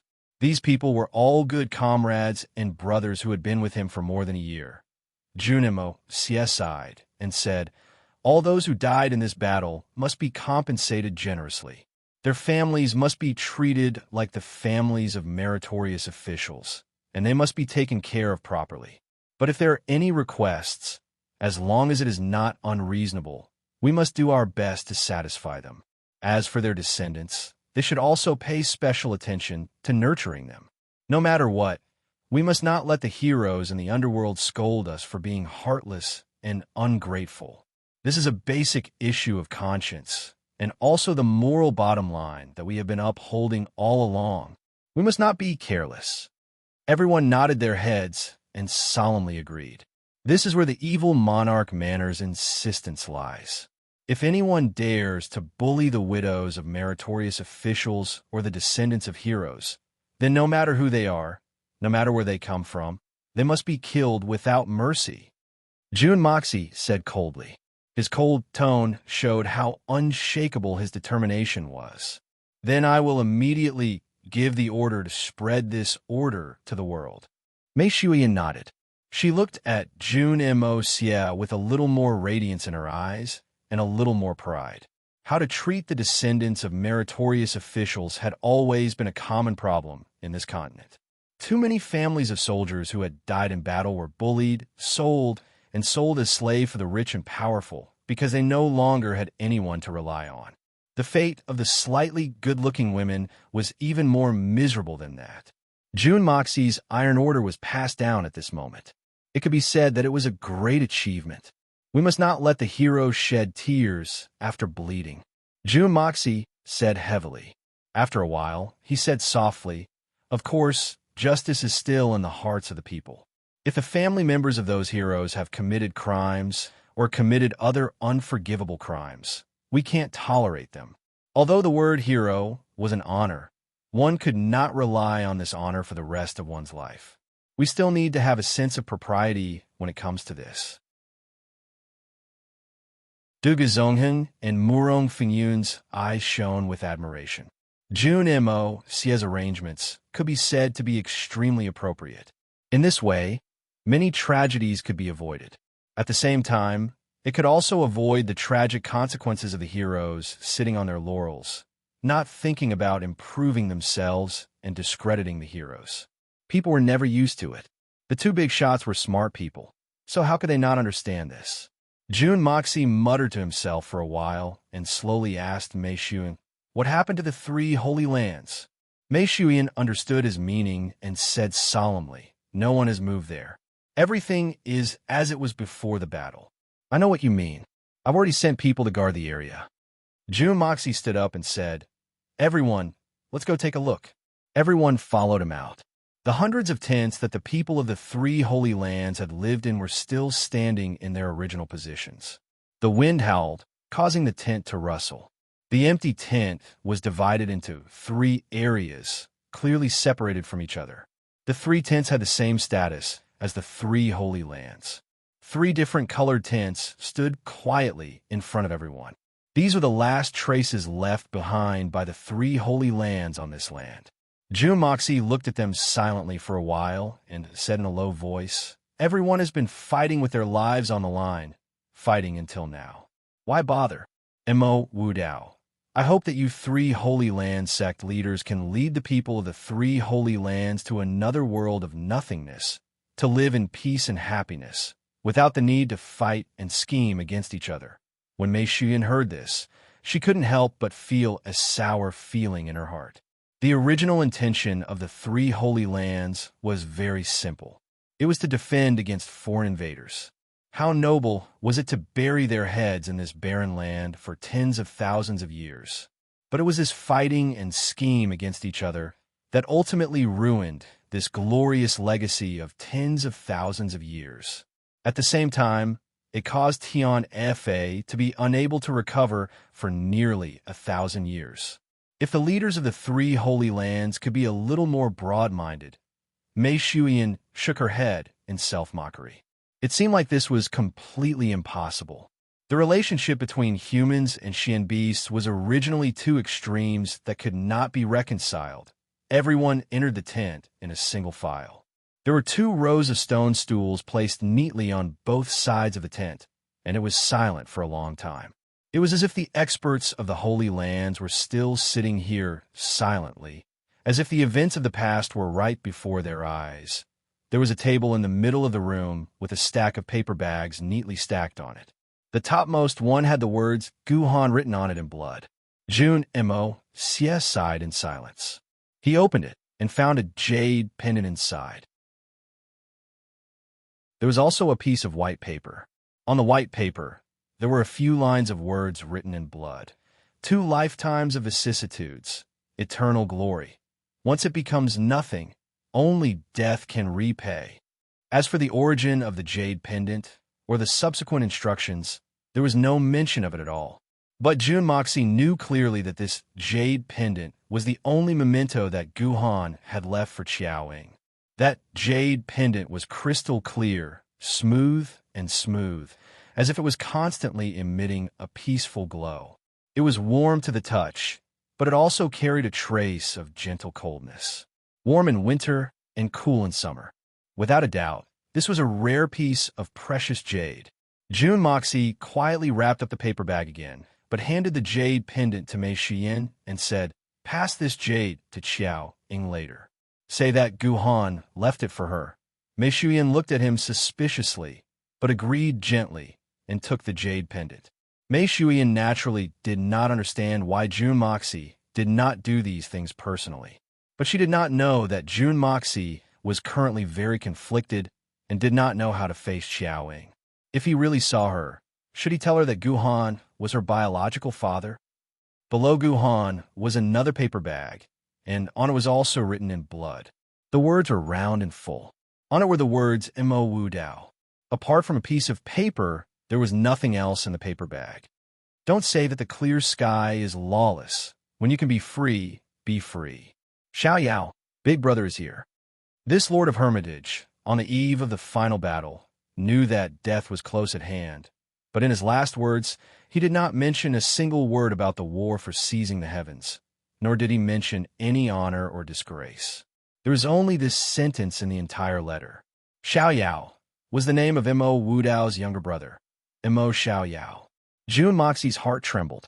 From this sentence, it was not difficult to see how deep the brotherly relationship between Mo Wu Dao and Mo Wu Dao was. No wonder Mo Wu Dao had such a deep hatred for him.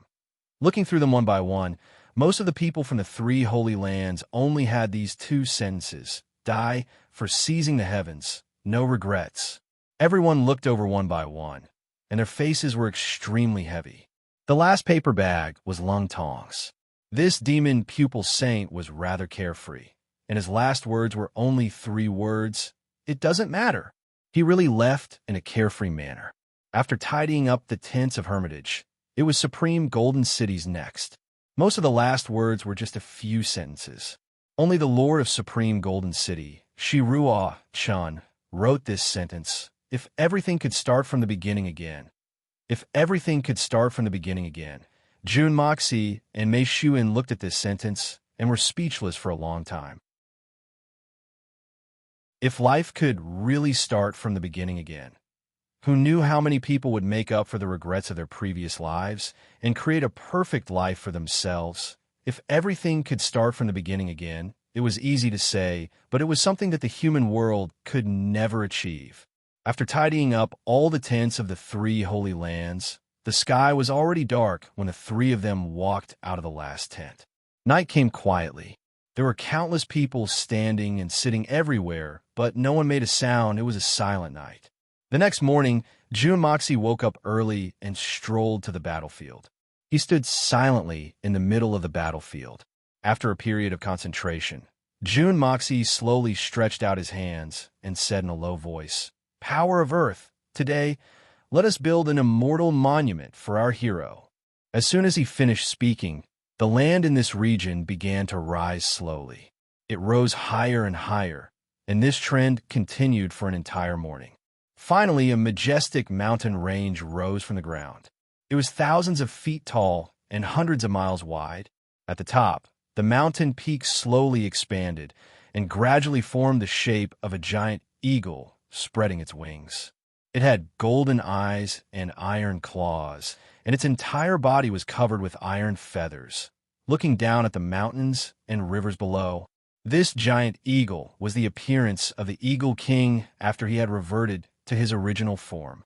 It was just that he had expanded it by 1,000,000 times. Jun Moxie waved his hands, and the power of gold was unleashed to the limit. Instantly, this giant eagle was covered in a layer of golden light. After a large amount of gold had been melted, this giant eagle was coated with a layer of gold paint. Or perhaps the word paint should be removed, because this gilding was completely free of any impurities. It was 100% pure gold. The golden eagle and giant elephant shone brightly under the rising sun, as if it could swallow the heavens and earth. The moment this unprecedented giant statue appeared, Meishuyan, Bear Mountain, and the rest of Tian Fa's people all had tears welling up in their eyes. Finally, they couldn't control it anymore, and tears streamed down their cheeks. Jun Moxie waved his hands again, and an abnormally flat stone wall suddenly appeared several hundred zhang up in the air.